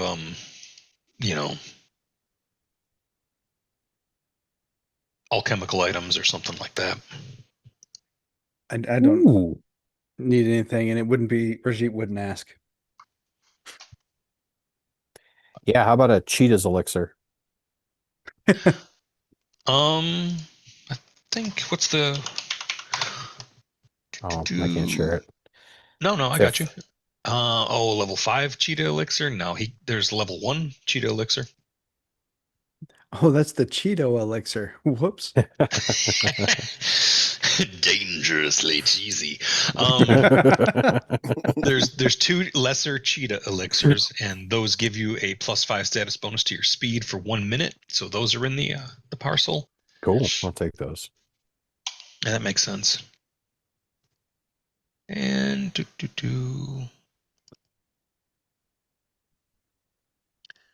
And when Ripnick grabs stuff, he just grabs it. He doesn't stop and wait and see if anybody else wants it. Cool. There's also 1 black adder venom. Ooh, yeah, that's nice. I'll take it. I drink it. Make a saving throw. I think we need to make an initiative check. I was going to drink that. That's perfect. So is it true that you came together as a party with the express purpose of saving this town? It would seem to be the case, yeah. Sure. Yep. That's why I'm not going to have him do sense motive or anything, but y'all are exactly... Yep, that's why. That's the ticket. And the fact that Rick Nick laughs every time there's like anything that would question who you serve, your loyalty. The laugh from Rick Nick when you were talking about undead detectors was because in my mind I imagined Rick Nick was going to say, just gather up a bunch of children and throw them into the area and wait for the screams. There's one. So that's why I just laughed. Perfect. I'm glad you kept that to yourself. Small little fenced off areas of children. Ah! Found Oh, we're them. getting low on undead detectors. That's one of my anathema things is harm to children. Cool. Yep. Oh, there's one. This one, Ricknick's not evil. He just holds no personal accountability for the thoughts that go through his head. He's like a Sweet. chaotic. He's a I was chaotic gonna say it neutral. sounds like chaotic Yeah. neutral to me. Yeah. It's one of my edicts to harm children. I know the remaster has moved away from the old alignment system. Alignments, yeah. However, I think for this It sure adventure, fits. since this adventure is built on the bones of first edition Pathfinder, first edition Pathfinder's like signature campaign or adventure path, it's okay to still refer to things in those terms, and I don't mind thinking of y'all. If I were to wager a guess, I would say that Rajit is lawful good, and Not a stretch. and Ricknick is chaotic neutral. Chuck, like many of the Wallaces, is Neutral he's- good. I was gonna say he's good, but it might be in parentheses. And you besmirch. No, he'd be neutral good. I don't know what's the old school alignment of your deity. I'm pretty sure that he's neutral good. That sounds about right. And I think Who's the deity? Is it Caden Kalian? No. Near Or is you. that somebody else? No, that's Mirtu. yeah. That's you Niren. too. And I Oh no, think Niren is that this. What is Niren again? Tengu. He's a Teng- Tengu druid. Right, druid. Okay. Is there like a circle or something equivalent? Storm. Storm. Okay. Yeah. I was gonna say I would guess Niren to be most like chaotic good. Yeah. That's probably right. So there's even if we were bound by that system, there's nobody in this party that would be in violation of any of their edicts, you know? Edict me actually, here, Mirtu- edict me there. Mirtu is said considered to be edict. true neutral. So you could still be neutral good. That's one step. That was the old system, is as long as you were within one step of your deity. Right. Okay. Step. Do- Step. Step 5. Gotta get those steps in. Attack of opportunity. None today. Gonna I provoke think an we attack felt opportunity, well taking a remiss. second trip to the buffet. So you've cleaned out. There's 2 lesser healing potions and a potency rune still sitting in the party sheet. If anybody would like those. I'm giving my letter to Absolar to send home. Okay. I'll see that this is put on the next coach. And then I will pass out from sheer exhaustion and a desire to get my spell slots back. You still have to I'll take that- do the undead runes, dude. I'll take those are that smart. potency some more rune and put it on coffee. my spear if nobody wants it. I already got one on my staff, so I'm good. That was going to be my vote anyway. Okay. Yeah, that way you I'd can rather go see over that, our head. unless because I know that Chuck already has a bastard +1 bastard sword of striking. Okay. I mean, I have a striking rune on my Kopesh, but if I can add some more damage to my my spear, why not? Well, it's just a +1, but it's the start. And then if you find a striking rune or a returning rune, then you're in business. Does that sound about right? Yeah. It's a start. Well, I already have returning because of my my blessed weapon, because it's a deity weapon.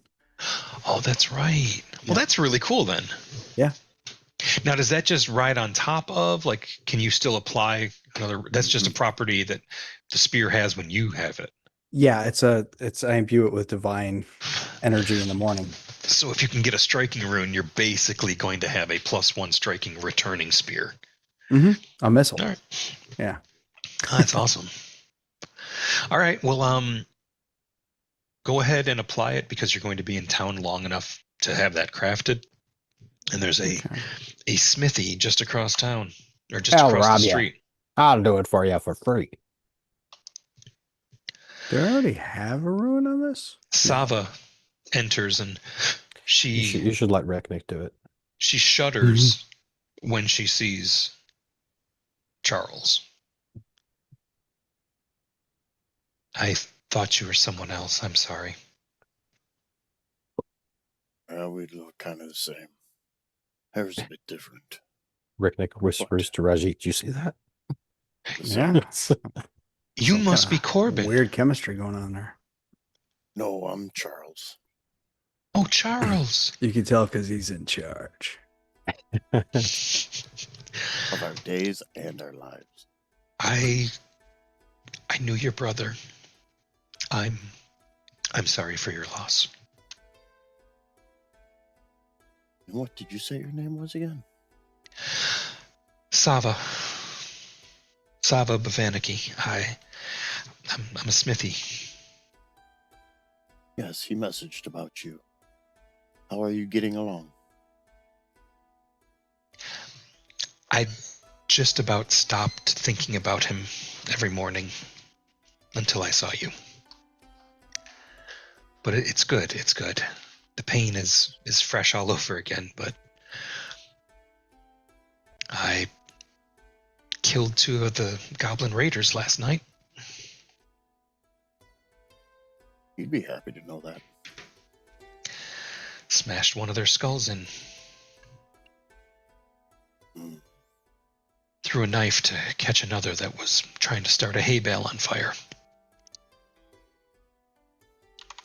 He kept chanting, "Burn them all, burn them all."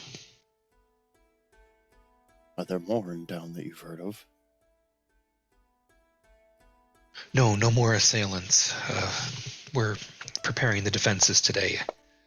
And Abstelar comes back with his third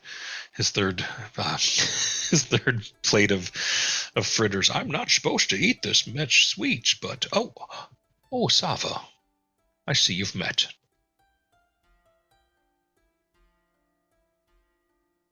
Do you lose your appetite? He hands you the fritters. You know what really hands me the fritters? Man, that really hands me my fritters. All right, I'm going to go work on the ritual that will put undead detection amongst our assets. And he takes his leave. Well, I'm just here to grab some food and head to the shop. If you've recently acquired any potency runes you need attached to your weapon, stop by and we'll... Oh, that would be handy. Yes, yeah, I'll do that. I think Rick can handle it. You need to make sure that we're prepped. The town is prepped.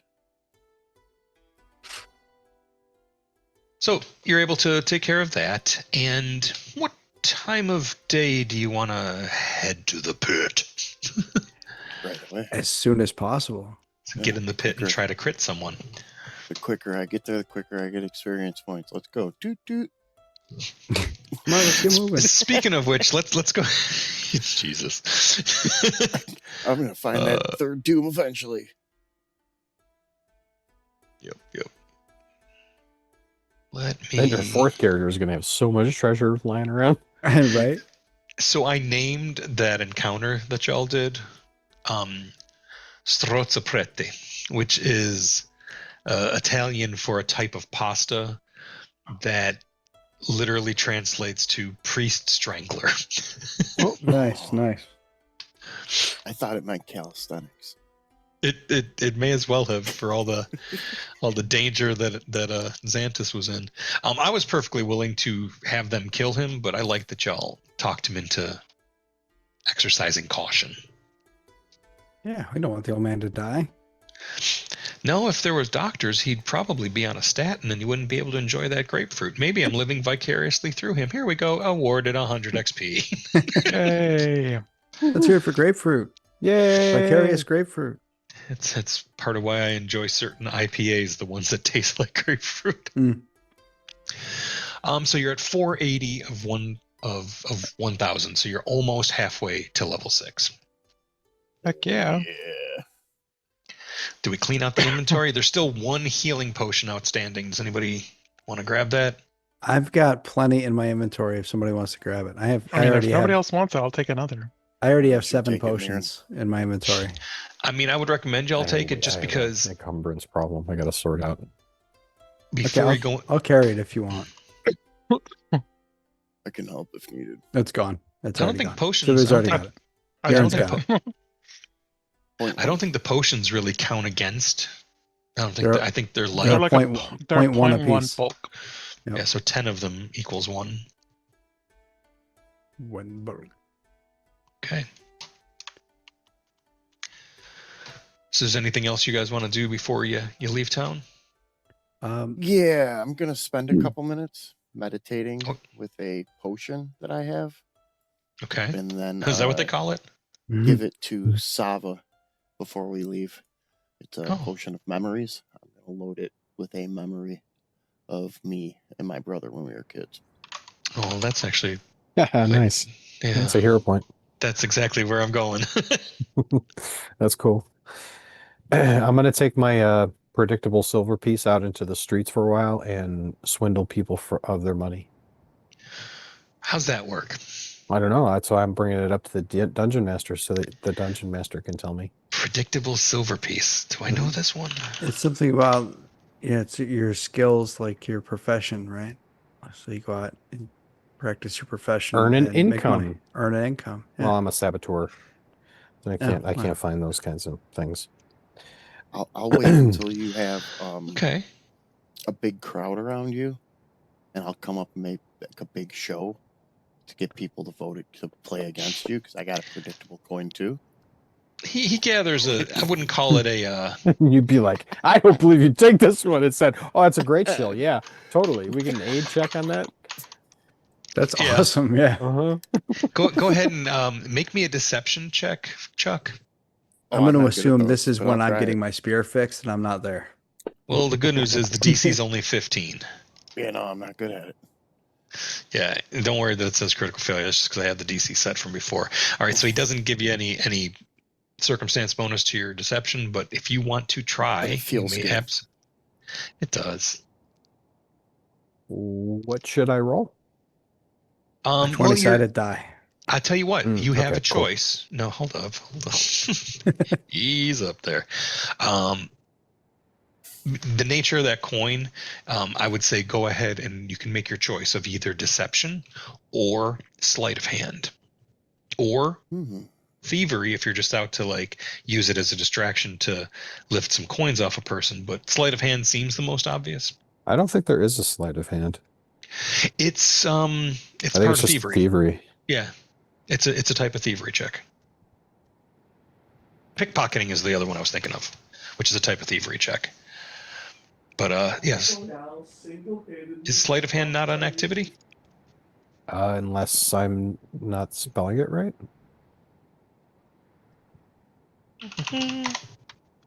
Oh, maybe it isn't. Okay. To the thievery. Spend 2 blue mana to cast Sleight of Mind. Ooh. Well, there's It's probably a common object. Would yeah, be I was the gonna most. say Yeah. palm and object. Okay. Thank you very much. Palm olive. You're soaking in it. All right, that's a critical success. So you throw the coin into the air and you call it again, except this time when you do it, there's 3 coins underneath, and the person you're showing doesn't even realize that the coins came out of their pocket. Okay. So you made yourself 2 gold. Cool. Oh, look at you go, Rick Nick. Yeah, you better get out of here quick. Did you already give yourself the gold? Uh-huh. Faster than I can open your character sheet. And then on the way, I'm going to use the masquerade scarf to completely change my appearance. To look like a goblin. No, don't do that. Bad Well, choice. You're about to go up Bad choice. on the devil's platter. It's okay. patrolled by Good choice. goblins. Good choice. Good choice. I was just thinking in town, bad choice. Out of town, good choice. In town, bad choice. There's goblins that live in Yeah. Sandpoint, but they're Well, keeping a low profile the right dungeon now. master is the one who said I looked like a goblin. That was not my Oh no, intent. that was just what it was.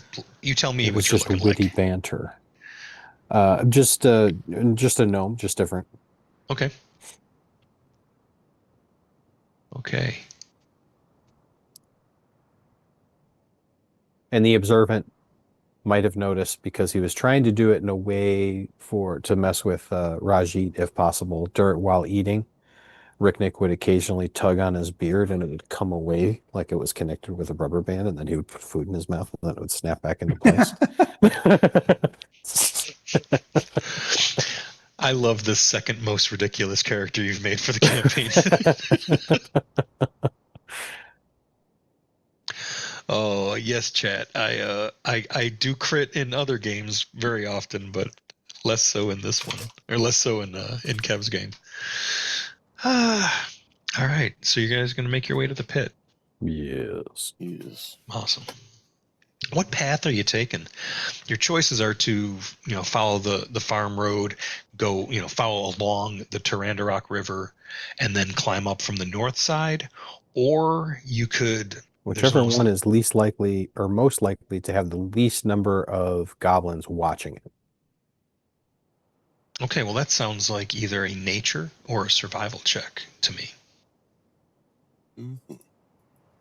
Or warfare lore. I'll do a warfare lore check. I never roll those. You're trained in that? Yeah. Sweet. 17 on the die Nice. for a crit success. Yeah, you realize that the goblins most recently came down a path that I just described.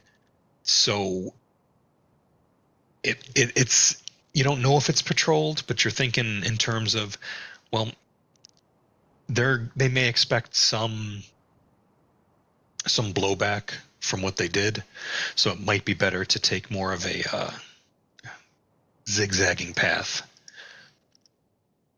All right, we're gonna zag twice, then we're gonna zig once. Mm-hmm. Zag, and then we'll zig 3 times. So it's going to be the harder climb, but it's going to be the safer I'll follow route. you. All right, it's the harder climb, but it's the safer route. So let's do you have anybody have rope or kind of gear for climbing? Did you call me? Afraid not. I've got rope. Okay. I have rope and athletics. Okay. Well, I hope you have athletics. Everybody should be trained in athletics. That's my recommendation. Yeah. Unless you can fly. I'll give you some acrobatics. Thank you.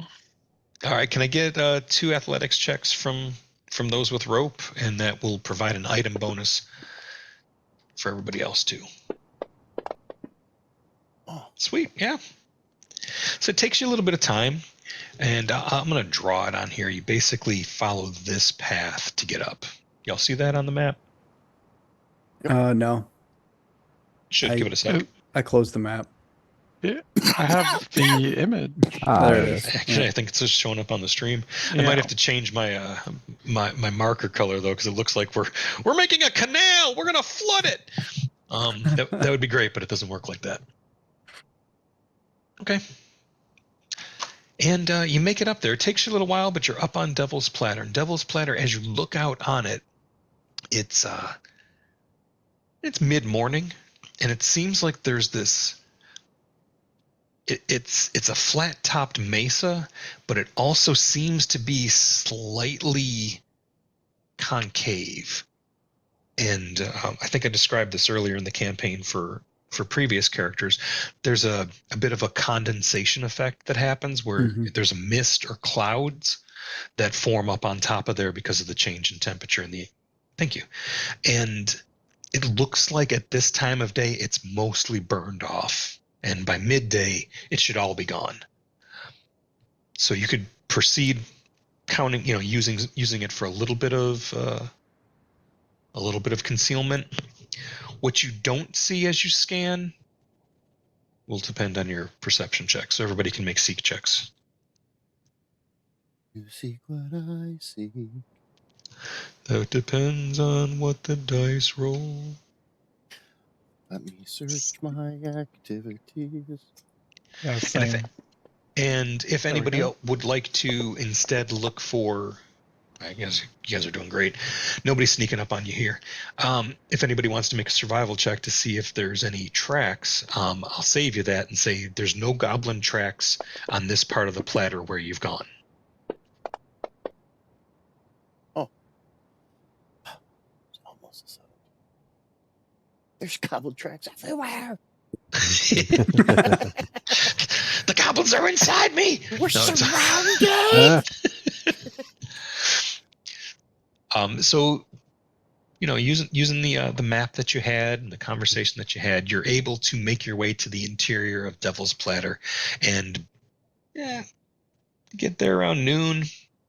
You burned off whatever carbs you loaded up on for breakfast, and you could take a short rest. You could keep looking around for the pit. But one thing you also notice is even though the midday sun has burned off the fog or the mist that hangs out up here, it seems like it's still kind of concentrated at one point. And as you approach that, you realize that point is the pit itself. Mm. And again, that was one of the things we discovered earlier in the campaign is the atmospheric conditions up here may be influenced or even created by the pit itself. So as you look at this layered hole in the ground, you see nothing. You see no goblins here. You don't hear anything. It's quiet. It looks like as you look down into it, there's notches where there was a ladder, but it looks like they may have actually removed the ladder that allowed previous parties access to their lair. Well, let's tie this rope around this tree and then lower it down. There does look to be a gnarly old tree that would support the weight of a rope. And I'll say you'll use up 10 feet of the rope, so that will allow you to drop down 40 feet, because I believe it's a 50-foot rope. There's a rope already there. I recognize that box or not. Which entrance are we wanting to use? Yeah, you do have your choice. There's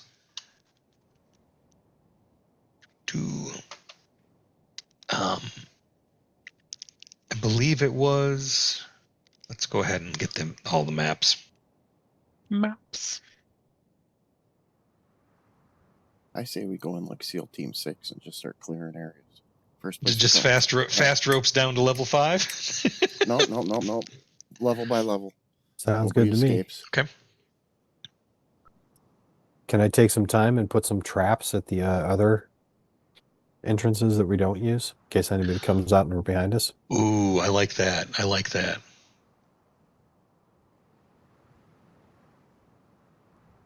Yeah, let me put you guys on a map, and then I'll ask you which squares you're putting those traps in. Okay, sounds good. I like that.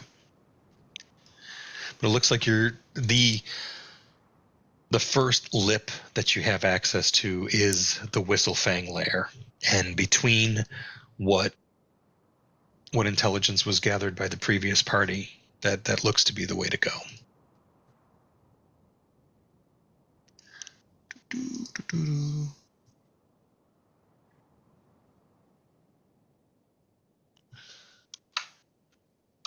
Just moving you to the map. Send in the clouds.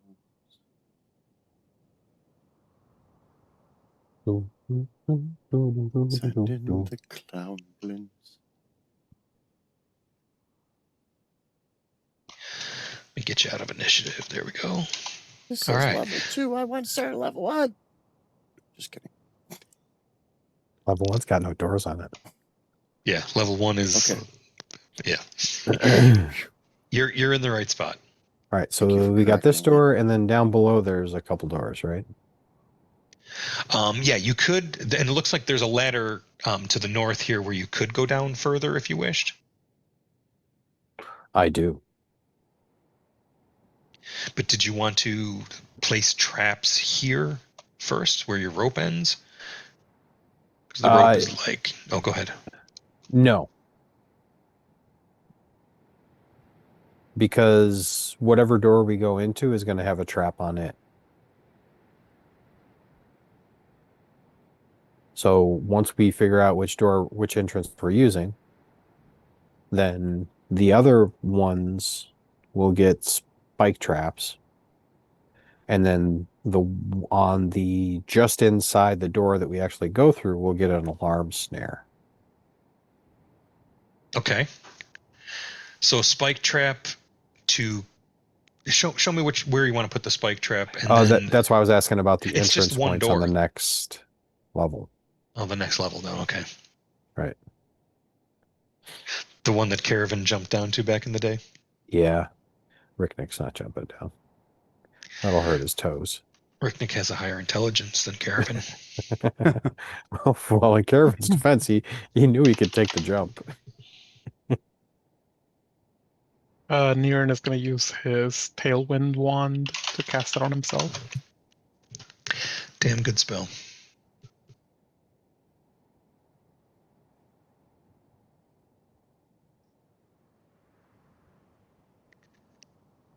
Yeah, let me pull this up and tell you.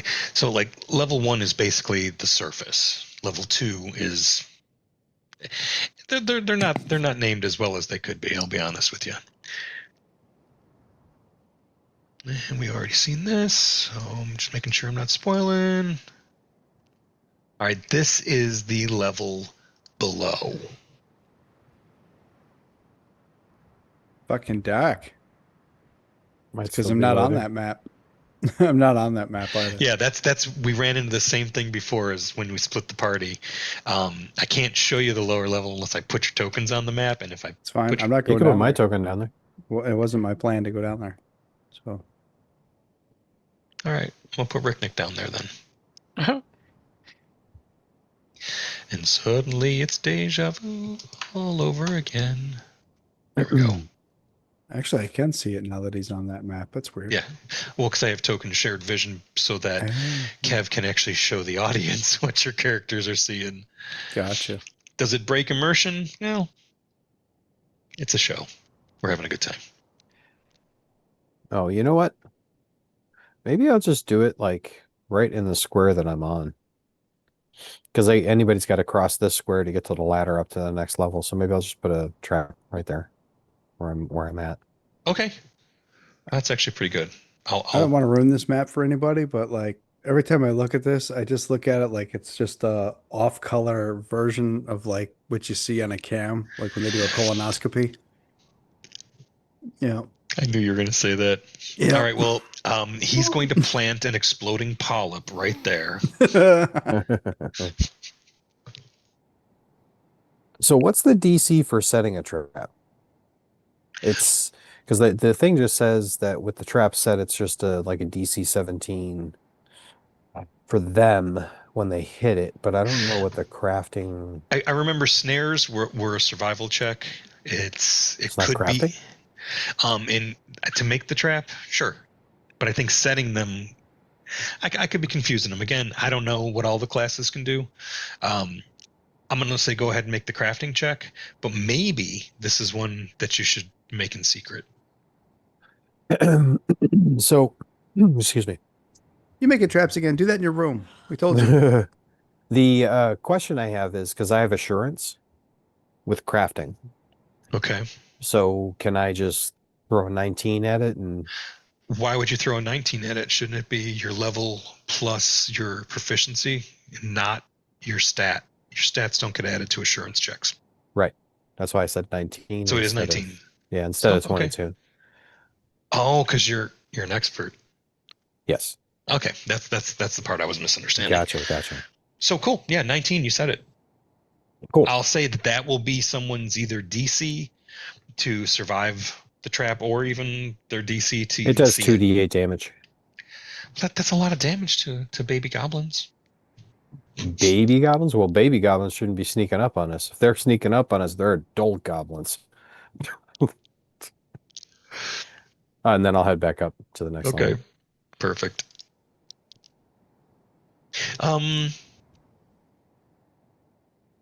You use the rope to get down here, and you're about to use the. Hit me with a seek check. if you wouldn't mind. Ricknick? Yeah. It's like Was Rapper's I Delight. toughed? It's Trapper's Delight.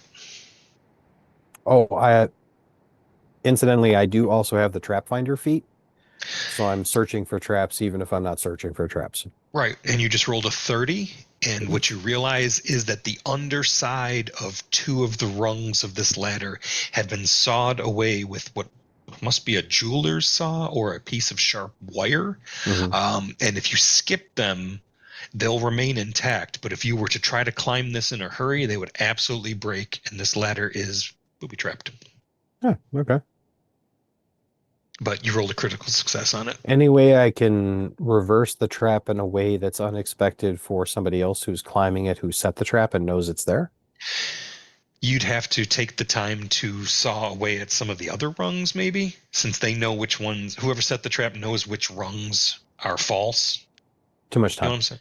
Yeah, All right, cool. You can. Takes but too it would much away from the rest of the group. It would I take at gotcha. least 10 minutes. It I'll took just you move- 10 we'll move minutes to forward. set that one. All right, I'm gonna stop sharing this. I love that this will absolutely let you separate the party. It's just It's not even really a separation though. It's just like for us, meta, it's a separation because it's 2 different maps, but I'm just like 10 feet down there. Everybody right. can see we can all see each other. What I was implying is if somebody were to come out of there and you reposition you or shove a party member, they might end up several levels further down than the map you just saw. Whoa, Rick, Probably better where'd loot you down come there. from? I've been here the whole time. There we go. So this is the door to This is this dungeon. Is anybody approaching it? Tell me what your standard operating procedure is. Don't assume I know it because this party hasn't done a dungeon yet. gonna Someone start- should check for traps as Yeah, you Ricknick should. steps forward. Yeah. I am going to have a sword and shield at the ready. Gotcha. Chuck, what you got in your hands? a big so We talked about this. That's for your private special alone time. Does anybody have any okay. light? my We're gonna need light two-handed once we go in bastard. here. Who needs light? Us Yeah, us who needs humans. lights? Us humans need light. All right. So Okay, sword and so shield in the dark- I only human's have one hand, light. two-handed sword in the other human's hand. Just cast light on myself. So you're casting light? Yeah, Okay. Cast it on your sword. yeah. And then make a strobe light when you stab people. Yeah. Okay. Thank you. I'll save you the roll. The door does not appear to be trapped. However, it does appear to be locked. Oh, well. I guess I'll go to the activities tab and find the pick a lock skill If you wouldn't mind. and roll it. Welcome to Camp Pick a Lock. Welcome to what Ricknick is not very good at. Here, Yeah. look out. Look out. Let me in there. Yeah, there you go. Thanks, Chuck. Why is No Chuck problem. so good at thievery? I thought he was a holy man.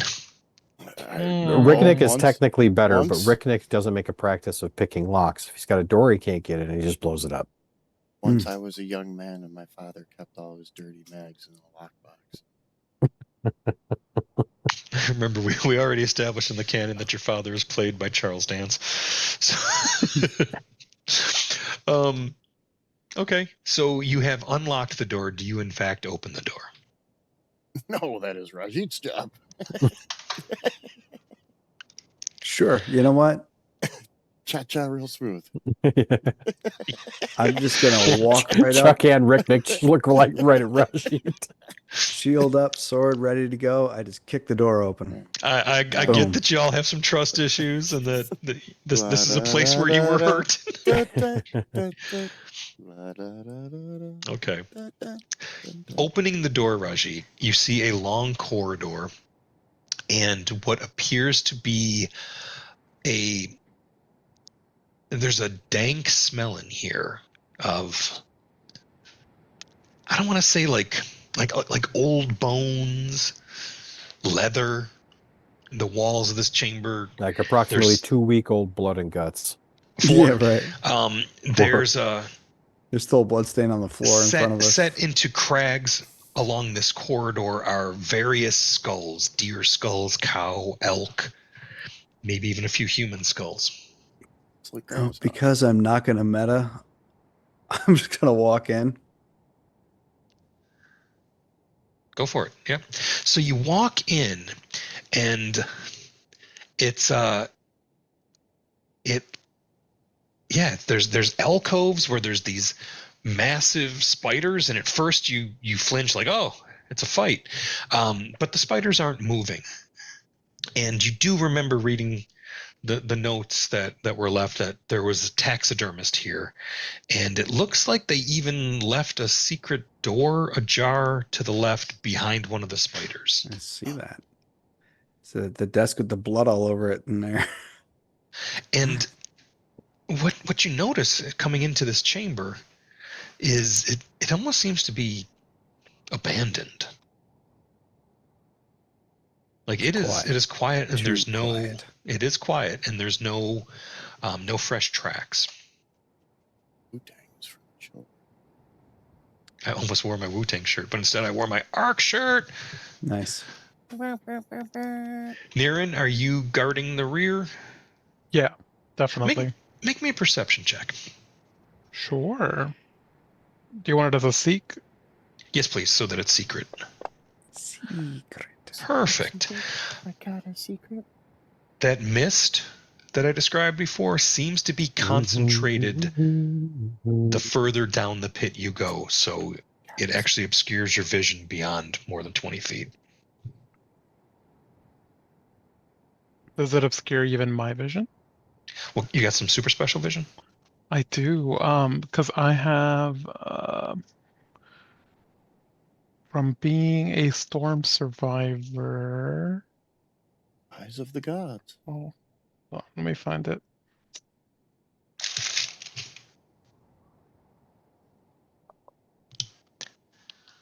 Oh, 60 feet of all sight. Mhm. I do not take circumstance penalties to range spell attacks or perception checks caused by weather, and my target spells don't require a flat check to succeed against a target concealed by weather such as fog. That's pretty explicit. Okay, yeah. So it takes your eyes a few seconds to adjust, and you do see several levels below. Beyond 60 feet, it seems that the fog is too dense even for your vision. Okay. But that is at the the edge of your perception. So yeah, you're actually able to see further down than anyone else. We're going to get down there. It's just a dragon ripping a bong. Oh, it's good of you guys to come. I just got the munchies.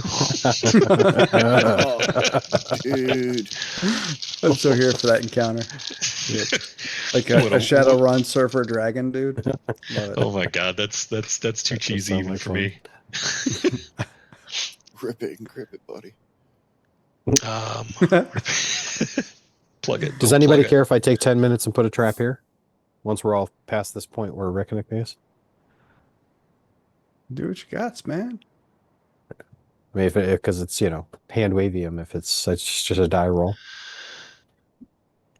Unless there's things creeping up on us, I'm not in a hurry. I mean, I'm all about moving cautiously and watching our backs. If you want to set a trap to I would like to set up an alert alarm us, then snare. I'll Okay. wait. Yeah. Well, I'll move Niren out of there so you can drop that there. So in the square behind you? That works. Perfect. I'm just putting X's where your traps are, which Thank you. and should a goblin come home, I will absolutely have them not know the trap's there. Welcome Yeah, home. there's- Looks like an expert disabled this trap that was here. Yeah. Because I did this before. That was the joke. I'm glad you got it. Yeah, there's X's where the other traps were, but those are gone. And yeah, you actually, now that you're around the backside of this, you can tell that there was a mechanism here that has been disabled. In fact, disabled so well, the cables were cut that activated this. Probably tied off with like hair and fish line and There's definitely some fishing bits of net cork. incorporated in there. Chuck, that room that you were just in looks to be a workshop, a taxidermy workshop, and there is a charred goblin shape on the floor. And there's bits of purple stuffing from Polkone on the floor.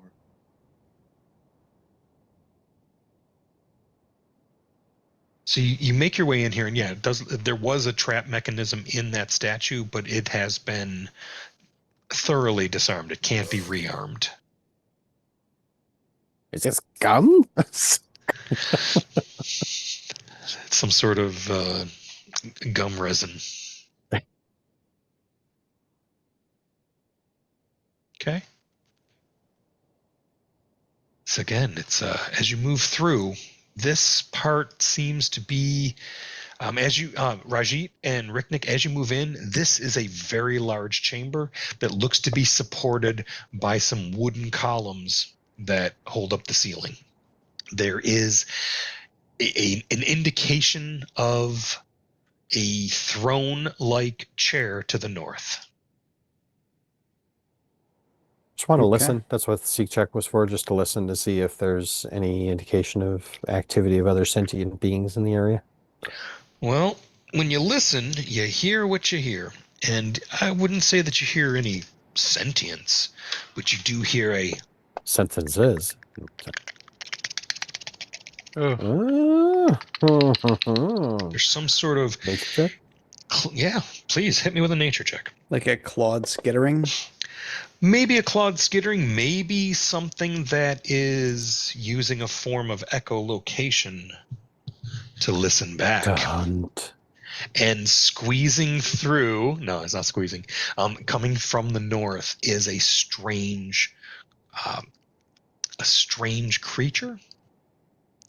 Remember these? Remember? Mm-hmm. Do you remember these strange creatures? Oh, there they Cruncher. are. Hey, buddy. I imagine he's walking around chewing on Polkin's squeaker. No, he's thoroughly consumed. And what you were trying to figure out before is what is the name of this creature? You made the nature check, so I'll even give that to you. It is a hodag. Oh, dang. Hodag. That's one Oh, hodag. dang. Okay. Yep. And it I don't see it on the map, should I? I'm putting it on there now. Cool. It's still in the location where it killed you before. I mean your other character. There we go. Hodag, there it is. And Hodag. it sniffs the air and looks at you, and you asked about sentience. I'll say it seems to have intelligence in its eyes. That smells like sentience. And you did identify the creature. It is a hodag. You don't know that its name is Cruncher, but anybody who's been watching the show, dog tag. yeah, and it's all carved in there with a penknife. If and lost, return to the pit. and seeing fresh meat, it snaps forward to attack. So hey, we're gonna roll initiative. Hey, Rajit, Hell there's yeah. a friend here for you. It sure is. Cool. I'm not good at initiative. That's really not my thing. You know, sometimes it's advantageous to go last. I mean that. Can I roll stealth? Because I was thinking that if Ricknick assesses the situation pretty quickly. Okay. And then there's a little bit of a stone wall that's obscuring any kind of line of sight. Like every point of the square, of course, can touch every point of the square, but his eyes may not even be in line of sight. So could I roll stealth instead of perception? I don't know why I'm using all these words. It's only a difference of one, but let me look at where you are to see if that's a possibility. Because if you've got something that you could hide behind, you came in here and sort of there's a significant portion of the cave itself that could obscure. I will Vision. let you move to here Okay. to basically tuck in against that wall and cut off line of sight to the creature, and then you could. How's that sound? Okay. Well, that's great. Yeah, thank you. Yep. It's a gimme, and I'm glad. I knew it wasn't going to fucking matter. I knew it as soon as I said the 7th word. 7 words for Sandpoint. Said shit took more than 7 shit, seconds. we are that's it. properly. Whoop, that's just properly. Oh, never mind. Not gonna do it. We're not writing a damn haiku here. What That's happens everyone, if the dog isn't it? catches the rabbit? Well, then the race is over. Let's get some Well, combat then he's music. fucked, isn't he? Yeah, proper fucked. fucked. Why you got such a big gun for, Tommy? The Germans. I'm gonna go with one of my favorite combat fight musics. It's the old harpsichord of doom. I was thinking, the Rocky theme? No, that's one of my favorite fight musics. And we're gonna play War Ensemble by Slayer. Are your levels still low? Because I got it at 103% at Sirenscape, and it's barely coming in. Yeah, I have no Haven't- sound at haven't all. clicked coming it yet. through. Here we Yeah. go. There it is. Cool. Oh, lovely. It was just Sirenscape taking a little while to load. Servers have been a little slow. I apologize for my premature inquiry. Oh no, your inquiry was well timed. This creature rushes forward with hostile intent. 1, 2, 3, 4, perfect. Gets to here. Hey, And I don't know Raji, how do many- you have a spear? I'm not holding my spear at the moment. No. He damn said it. sword and Okay. shield. Yeah. And it is going to chomp Rajit. That's a hit. I'm going to shield block. What Okay. happened to your natural ones? Both of them are right next to each other there. Yep. All right, so I'll drop this in the chat instead. So 13, your shield blocking. What's the hardness of your shield? Let's see here. Hardness is an 8. Okay. So 5, 2 to you, 3 to the shield. Is that how that works? Okay. Yeah. So shield HP is now down to 61. All right, sounds sturdy to me. And you are taking 3 points damage. Why isn't So- it? Never mind. Why isn't what? Oh, I just normally you can just change it easier, but it's giving me grief. And y'all were fully healed before you left, so let me just go ahead and heal you up there. Okay. All right, so he bit at you.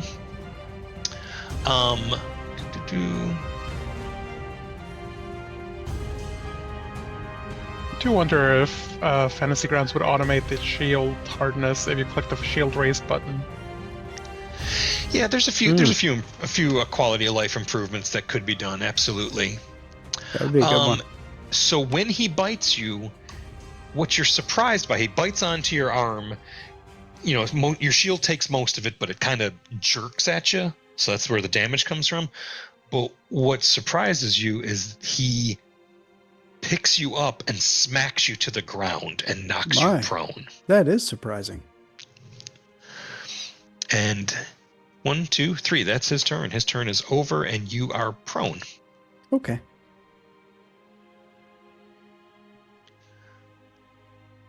Cool. And it's Niren's turn. All right, Niren is going to fly inside. Oh, wrong button. My bad. There we go. It's okay. And then he is going to... Let's go for a haste on Rajit. Ooh, thanks. Isn't that... Do you have to touch Cool. them? Good question, 30 feet. actually. 30 feet. Oh, 30 nope. feet. 30 feet range, yep. I should know that. I cast it all the dang time. Dang, So dang the it. Pandora. Oh, hate to be that guy. I lied. I Yeah. love it. Especially as the DM. Haste is wasted on him in a way because he's prone. His first action will have to be to either attack or stride, not stand back up. Okay. I can attack but from he the could ground. attack from the ground if he's Attack from the just ground. letting you. Okay, cool. Mm-hmm, mm-hmm. It's all right. Sweet. What's the penalty for attacking while prone? Don't know. We'll find out. The good news is the automation will take care of that. Yeah. Oh, yeah, you're right. I'm gonna move there.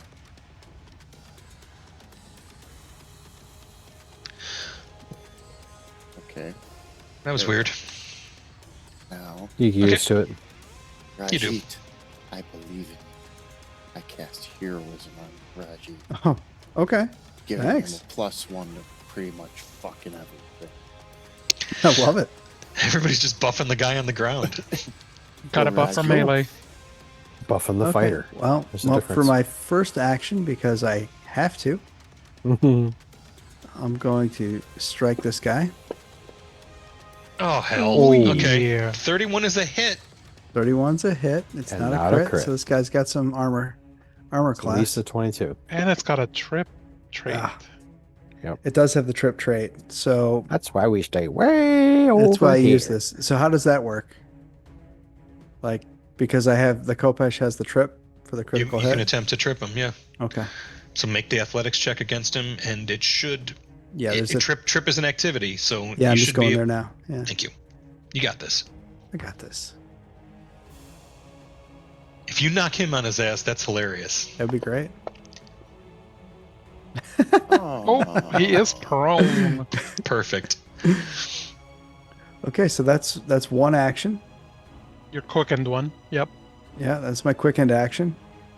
That was all bonus. I stand up for 2. Then I'm just gonna take another swing. Be sure to remove your prone first. Oh, yeah, can you remove that prone from me? And then Oh. I'll take the next swing. I suppose. There you go. Thank you. And you put prone on him, right? It automatically put prone on him. Oh, great. Oh wait, no, it didn't. It didn't? Okay. No.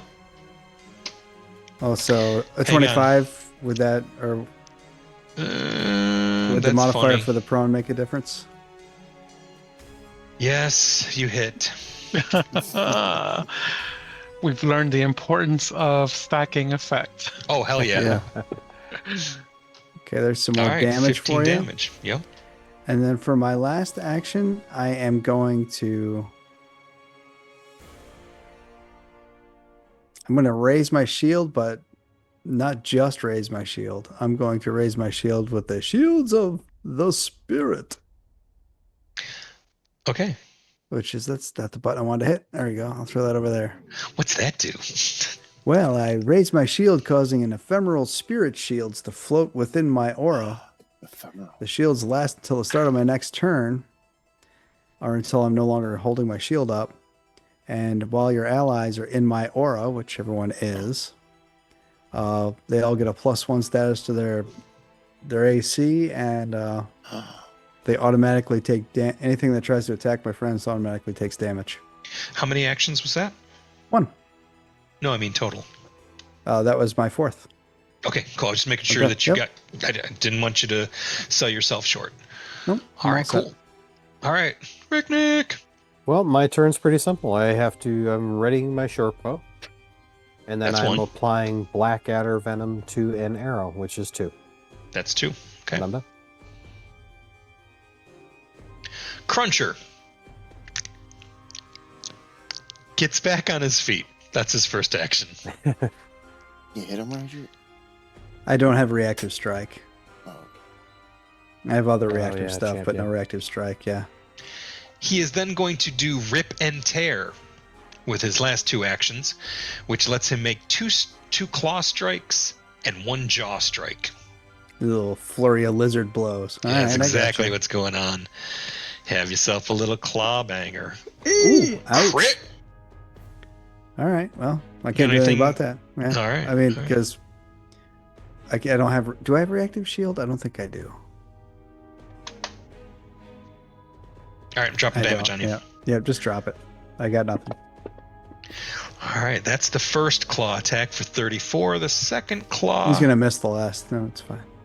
Let me double check on this. He's all mapped and shit. Do 2 claw strikes and 1 jaw strike in any order, but they do suffer from the multi-attack penalty. But I'm going to crit again. He's gonna miss. Or not. Uh, It's okay. I got hit points. Fewer every minute. Okay, and the last one is the Jaws. I almost bit myself. Here we go. Oh, Ooh. no. Chipped a tooth. Hope it hurt, motherfucker. I love how petty you are.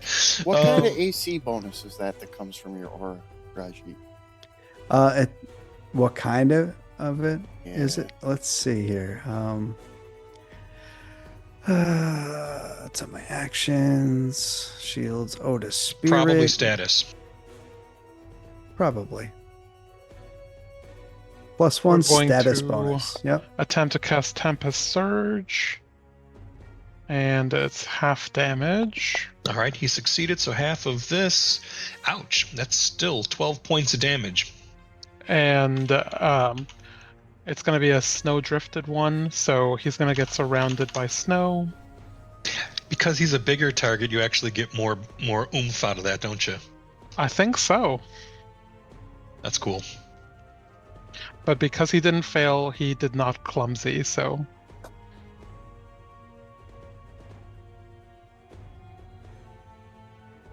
There you go. Snow everywhere. And that was 3 actions, so. Nice. Yeah, difficult terrain doesn't mean anything if you're not moving, if you're just standing. Mm-hmm. All right, Chuck. Just thinking too bad it's not slippery. Okay. Chuck leans over in Raji's there and goes, "You can do this, man. Get back up. You'll be fine. Things gonna be fine." Shit, okay. You fully heal Reggie. Thank you so Hell much. yeah. So that's what that's like.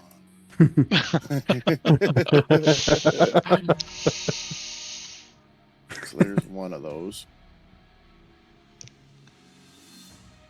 And,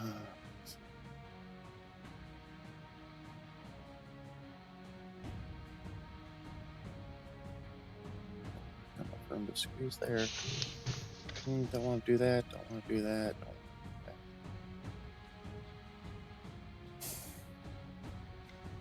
Don't want to do that. Don't do that. I don't know what I want to do in my last action.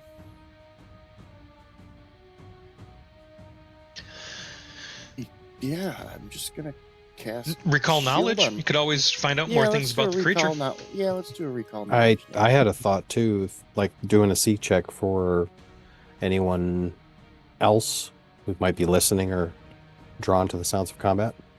Or you could just do some damage. No, I'm too far away. He just One healed you for action. 45, man. And I know, I'm only, just I being a only dork. have one action left, man. Yeah. Raise your shield. Why isn't my search? Doesn't have a shield. Oh, he's got a I'm just gonna shield click on my cantrip. nature because my recall's not coming up.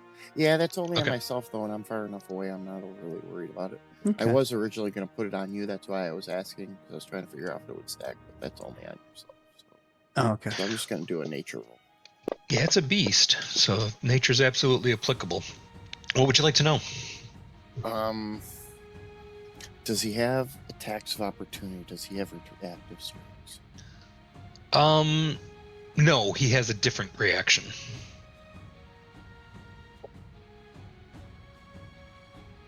It's not an opportunity attack or reactive strike. Okay, Raji, your Okay. turn.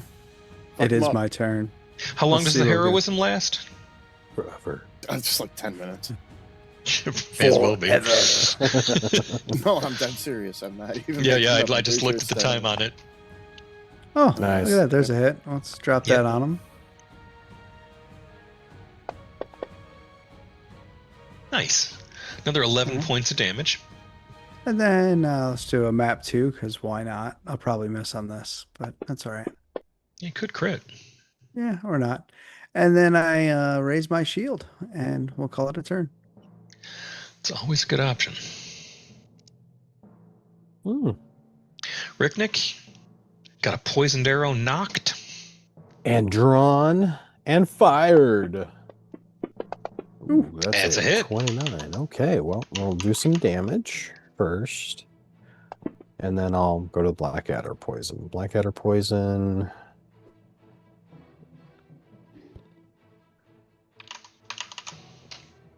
Or Blackadder Venom. Put it in the chat, and it's a DC 18 Fortitude save. Gotcha. Thank you. All right. Come on, buddy. Crit save here.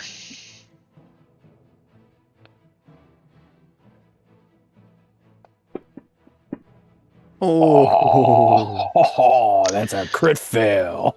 No, it's not. It isn't? It's just a fail. It's just a fail. But it's a Yeah. 1. I know. All right. But There's- because there's no- yeah, There's no It's just a- stages on the but it's a venom fail. anyway. yeah, and it's poison. Yeah. So what do I get?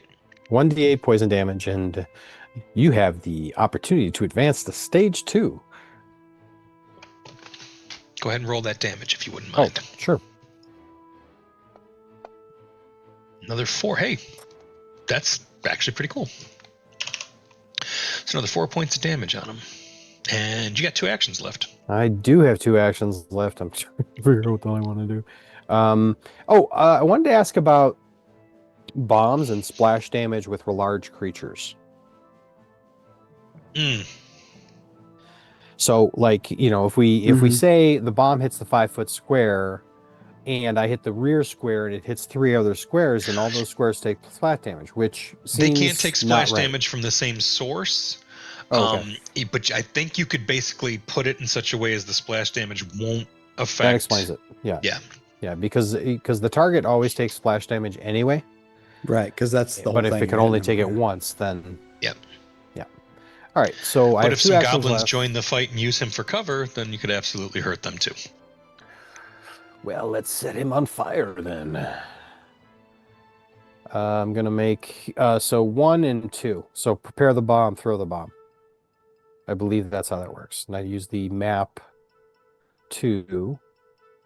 So that's a +9. I'm gonna add a 1 in the modifier because I'm special and I got a +1. Thank you. Oh, That's a and I mess. missed. All right, that's it. That's 3 for me. So it I'll mark off one of the alchemical fires. yeah. Yeah, cruncher.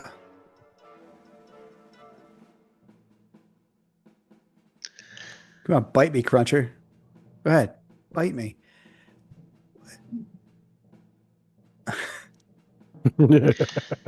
So he is going to move to there.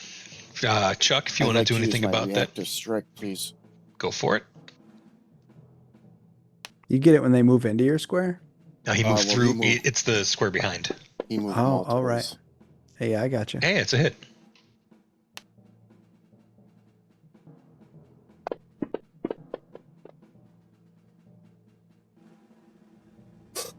Your color changed. The Cruncher is not doing well. All right. And he is going to use his spiked tail against Ricknick. You son of a bitch. And it's a hit. Maybe. Well, I'm gonna use my reaction to give him 7 points of Bullshit resistance to the Yep. damage, and he's gonna have to make a saving throw What kind? for the revealing light. It's Reflex. DC Thank you. 18 reflex. Yep. Oh my god. Ooh, he made Right it on the money. on the money. Okay, I'm rolling garbage for the saves, though. so he's dazzled for 2 rounds. Yeah. Okay, let me drop that on him. I got him. Oh, I thank you. dropped it. Yep. All right. So he hit Ricknick. Let's He's go also ahead. off guard. Okay. Spike tail, 2d6 plus 8.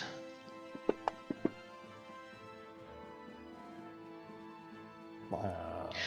And it knocks you down. Get back up again. Oh, no, sorry. Different character. I know you're trying to like get into the square proper, but you're actually in. Well, okay, so Yeah, 2 you're- things. So you moved me into that square. Second off, I'm not in an actual square. So that's Okay. why I kept doing that. Because I figured Okay. the square behind it didn't make any sense. Because it was Okay. all mostly wall. Totally. Yeah, he knocks you and you are prone. I I gotta get all the way back up again. 1, 2, 3. And Oh that's his shit! turn. I forgot. I was still hasted. I could have taken another attack last time. Oh well. I'll remember that next time. Shit. Sorry. That's okay. It knocked No, me it's your prone fault. as a reaction. It's when he hits you with the tail, it's an action and it knocks the target prone. Oh. But if you, Yeah. it's like the auto grab. It's an action to do it, but you know. No, it's my fault. I got screwed up in my head. You're good. I'm the one who's wrong. I'm all screwed up in my head, man. Niran, I'm gonna get rid of your snow. Reversing the reversals. Yep, please do. Okay. And so Niran does like a wavy motion with his staff and casts hydraulic push against the Hodag. Ooh. Okay. Oh dang! And I'm spending a hero point. Ooh. Slightly better. Hero points. Gotta love It's a it. 33% improvement. And then I'm gonna position myself a little further away from the Hodag. Cool. Who is it? Hey, Chuck. Hi, how What- are what- you? What you doing? I don't know. Thinking about things and stuff. Oh. Just kind of move over there, and then go there. Oh, for the flank. Good. We do like a flank. Oh, let me go ahead and drop off guard on him again. Oh, I can just click the Yeah. button, but if you want to do it, that's fine too. Yeah, I have a feeling he's going to be off guard for the rest of his life. Yeah. Yeah. Oh. Ooh. That's some bullshit, man. Huh, There we hero go. point. The ship is Oh, that's better. So it's greater than a 20. 18 beats a 1. Oh. 17 So points bad. of damage. Some hefty damage to the Hmm. crusher. What do I want to do for my third action? You hit it again. Hit him again. So many Punch him in his shit again. options. Shield. Hit him again. Shield. Hit him Hit again. him again. You know what? Finish him. You do Raji, shields. You can't use that shit again for 10 minutes. Raji, kill him, dude. Only if I block with it. I'm pretty Right. sure. If it actually is, if you Yeah. actually use it. As a shield block, yeah. Oh, okay. I gotcha. Okay, your turn, Raji. You kill him, dude. It's your turn. That makes sense. Okay. That tracks. That's the Do right some- play. He's Slice got and higher dice here. pluses. Yeah, that's one hit. See? See? Gonna be 2 hits. You hitting it hitting the ground. Oh man. Not with Oh. one. Oh, look at It that. was enough. It did it. Okay. Not if Didn't you have roll much minimum left. damage, but it was Yeah. enough. You Yep. did. And then like I swing like 3 more times because I'm hasted. Okay. And then I bend over and pick out a little piece of purple silk from between its teeth. Cut off its fucking head! While you butcher the creature that devoured your kin, While screaming in a grieved rage, a I heal my wounds. green vision begins to float above the throne. Ooh, it's a vision in green. This didn't happen before. A vision in green. You didn't kill it before. Was that what No, it was? no, that isn't it. It felt like the right thing to say. Hang on. Where'd she go? There she be.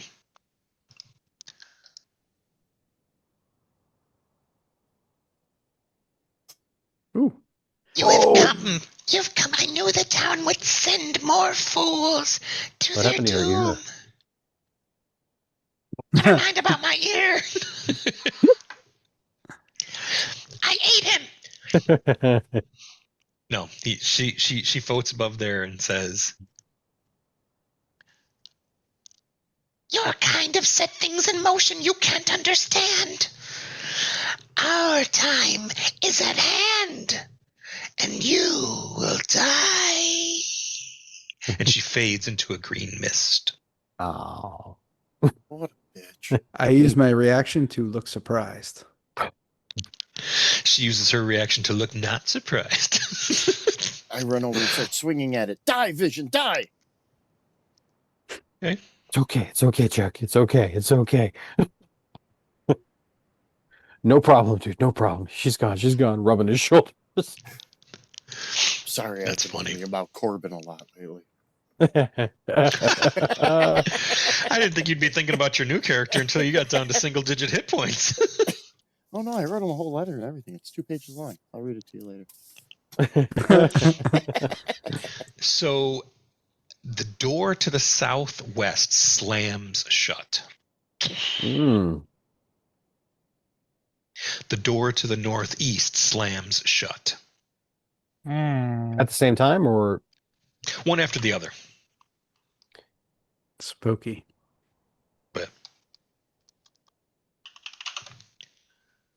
did you close all the doors in question? Yeah. I thought I did. They look closed Yeah. to me. I got lost in the directions thing. I got a Oh, weird okay. brain with directions. I just like if you give me one direction and 2.5 seconds, I can figure it out. These two doors. Okay, thank you. Whoops, ignore that. Yes, that's where I'd like to move. So as you move, this looks to be there's gnawed bones and bits of broken armor and weapons all over this cave. A gnawed up and dented halfling size steel helmet.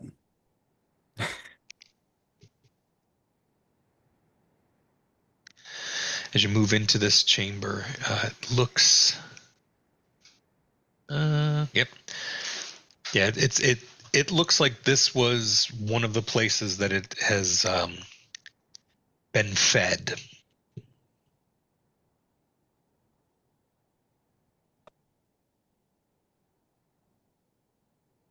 And this was the cave that it was in when we got here with the first party, I think, right? Or yeah, yep. Oops, somebody rolled the die.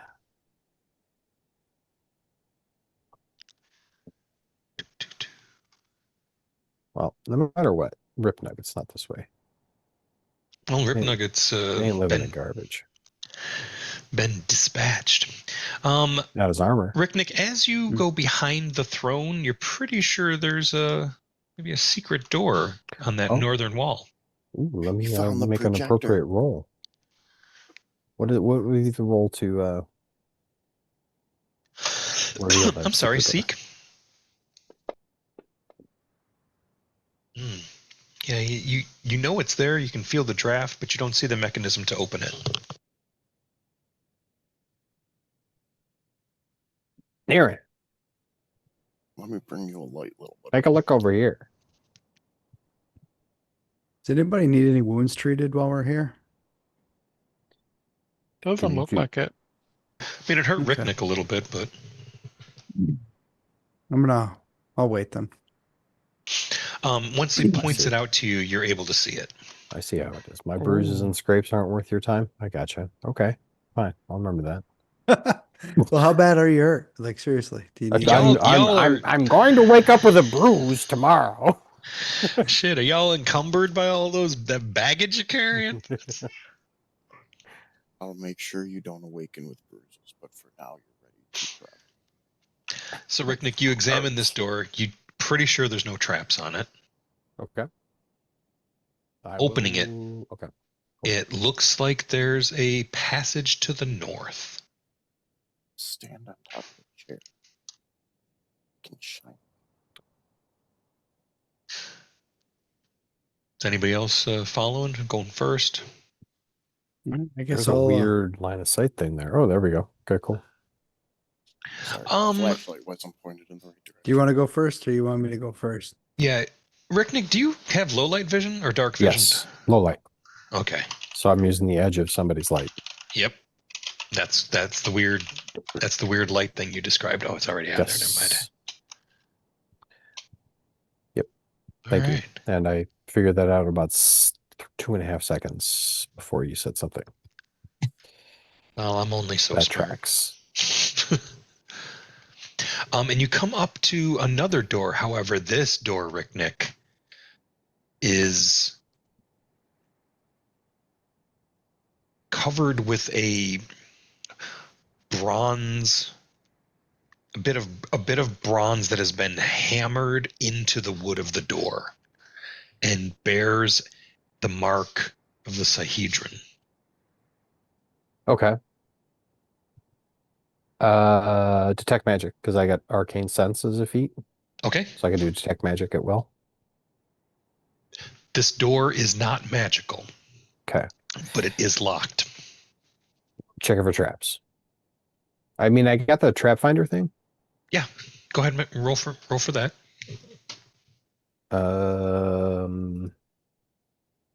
Okay. Okay. And I got to go to the activities tab and then click this. I got a +1 on this, which I applied. Okay. You don't see any traps. Oh yeah, okay, then I just go to pick lock then. All right. As you go to pick the lock, you make contact with your tools upon the bronze, and it feels like you complete a circuit, and a bolt of lightning comes out of the door and hits you and Chuck and Rajit, and stepping into position to catch the tail end of it, Niren. And You maybe get the that's bronze. yeah. Looks that's like no perfect. traps. Come on. So I would like all of you to go ahead and make me a reflex saving throw. The DC has been set, and I'll tell you it's DC 18. Ah, Chuck, you flatten yourself against one of the walls, and the bolt goes by you. You crit succeeded. Niren, you'll take half. Rajit, you'll take half. And Ricknick will take none. So Ricknick, you duck under it. And it's actually that's funny because it's two people in front. Ricknick, you duck under it. Chuck, you jump out of the way, and I'm like, Rajit, what the? yeah, Rajit and Niren basically get screened like a goalie in the minor leagues. Yeah.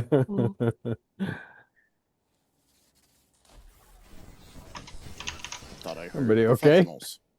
No, we'll see if we're okay in a minute. Yeah, I gotta. What's a little lightning? Tastes like Very fucking honey. I was pretty sure it wasn't trapped. I love lightning.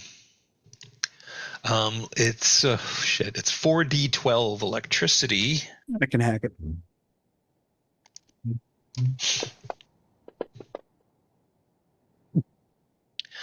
Cool. Good So damage, roll 32.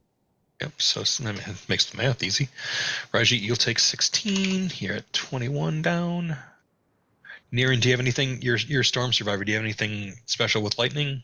Let me check. Yeah. Can I? Nope.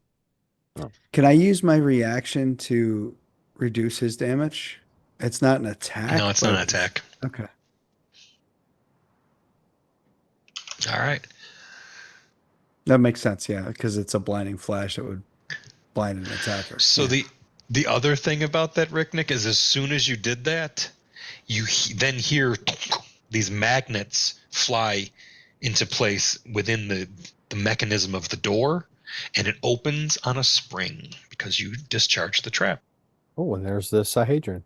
Oh, the fucking pink disco's in action. Or at least a Nice. Sahedron. And as you do, you realize, oh shit, this is absolutely The boss room. where she Pink is. disco lounge. Yeah. And Menargle is in this room. And her retinue waits in the wings. Cool. And as you look in this room,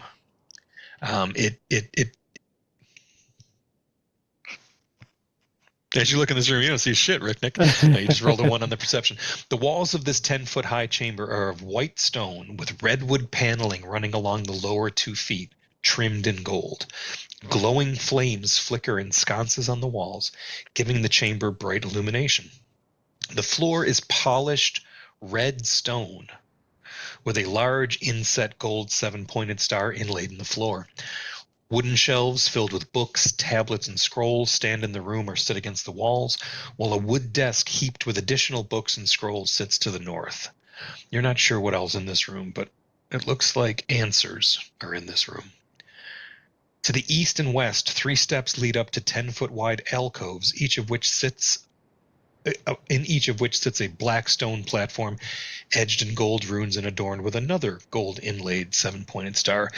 And hideous dead bodies lie in a heap on the eastern platform. You recognize them immediately as sin spawn, but these sin spawn didn't immediately molder away with their flesh giving over to corruption. They've just stayed here, almost as if the ancient Thessalonian magic of this chamber sustains their flesh through the ages. Mm. And I think that's probably a good place to stop for the night. As we, I'm even going to take a screenshot. Right into initiative, or is there any way to cast a spell? As he was opening the door, because I wanted to cast a spell after the lightning. What spell? I just wanted to do a burst of heal to everybody before he opened. How many actions is that? It would be Three. That would be a 3. Okay. Discharging the spell does cause the door to fly open. So I think it's going to come down to initiative. Do you want to roll initiative before we end? No, it's fine. Oh, it's fine. Okay. Figure it out. It'll either work out or it won't, guys. I'm going to take a screenshot. Either way, this is what we're here for. This here. Do a little freeform. But it looks like you've already, found the boss chamber of this level. This is kind of what you've been seeking, so it's perfect. I'm going to go ahead and drop this screenshot in the Twitch channel so the audience can see it, because it's pretty damn cool. On our Discord. And over here. Somewhere in my Animar, somebody's shouting out, Corbin! My man, you got mail! Corbin! Corbin, oh my god, Corbin! Yes. That's perfect. I'm dropping the link to our Discord in the Twitch If we're channel making chat. 2 characters, So go you ahead. can make Corbin, and I'll play that AI. Why the hell is it eating all the Conrosses. satellites? Maybe it wants to make a phone call. We ran the cell through a hygiene detector. It didn't say hygiene once. It broke. Hygiene. We ran our hygiene detector at an anime convention. We broke it. Brutal. It's a little mean. Awesome. Thank you, everybody. Thank you for joining us tonight for some good old-fashioned Pathfinder as we get back into our adventure that refuses to just be a dungeon crawl. 7 Dooms for Sandpoint. Thank you to my awesome crew. They are fantastic. Thank you to GM Popkev for engineering and playing a cleric who is not like the other clerics. Thank you to Azadem for Here in the trailer park. to supporting our endeavors with masterful casting and saving everyone's bacon last session. Yes, you did. It's true. I know, right? And thank you to Malanomadon for continually surprising me with his imagination, with his innovation, and his pretty cool characters. I'm always glad to see him. You make fun characters. And thank you to Reverberating Helmet of Doom, also known as Fuck You, and a reliable tank if ever there was one. Thank you to Sirenscape for our awesome sounds and music, and continued sound effects being pushed while I'm not touching a dang button. Thank you to Smiteworks for providing Fantasy Grounds. Our virtual tabletop. Thank you to Paizo for these awesome rules. Yeah, go ahead. Jump in. I went to ChatGPT. I know the DM doesn't like AI, but here we are. If a 30 by 30 foot room has moderate gold inlay as part of the design, it'd be worth roughly 7,055 gold pieces. Well, Just for that, Huh. it's fake. All right. It's pirate. It's just fucking paint, man. And thank you to all of our followers and subscribers. Thank you for joining us in the chat. Thank you for helping make this possible. We're glad to have the support, and thank you to everybody who's a part of our community. Shout out to Frontline Fiction. I'll be playing with them again on Tuesday. We're doing Season of Ghosts. Tommy and the crew over there are awesome. I'm also going to announce something November 11th, or no, maybe not. On Veterans Day, I'm going to be part of their. They're doing a marathon session. We're going to play all day. I might even be running something over there for that. So, Oh, cool. what do we got going on next week on this channel? There, GM Papa Kev. We have more of the arc because there's always more room for the arc, right? Pretty sure. Yeah, it's like Jello. Yeah. We definitely have another episode of the arc. Gano's gone. Yep, Yeah, Ganu is gone. He's been, Nah. Hey. Goodbye. back to the plane of death that he had Yeah. managed to escape. But that's okay. To which It'll all work Baraji out. banished him. Yep. You know what? I think he's happy to go and sit back down on his mountain again. Like I said, I know that Mama McDongle was going to show you in the tea leaves exactly what happened, so he'd have an understanding that his mind was twisted. And he knows he would have crushed his friends if they didn't get if they had no choice. It was either that or they all It would have failed been a right problem. there on the spot. Yeah, it was actually totally like one of I've been playing D&D since 1981, and that was one of my greatest moments as a It was player. pretty fun. Mhm. It was wicked fun. I mean, It solved all the problems. I struggle to I'm glad he find failed to save. a moment greater, and when I think of some other really, really cool moments, they're a tie. It's like it was some of the most fun I've had in gaming. I was jazzed from that for days afterwards. Ganu was messing you guys up. He was stomping the shit out of us. I mean, yeah. I'm glad you banished him. That was It would have ended with Ganu standing in the middle of a bunch of dead PCs with bloodied fists.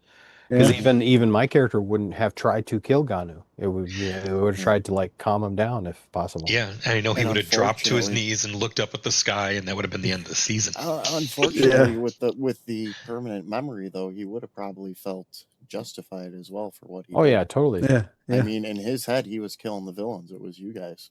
You went in Right. there and killed all those children. It's hardcore. Can't wait to. Yeah. Can't So wait next to, week is the fallout from that. Yeah.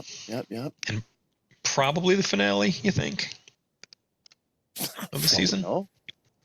I'm over here contorting my face like it's my choice. I'm like, no.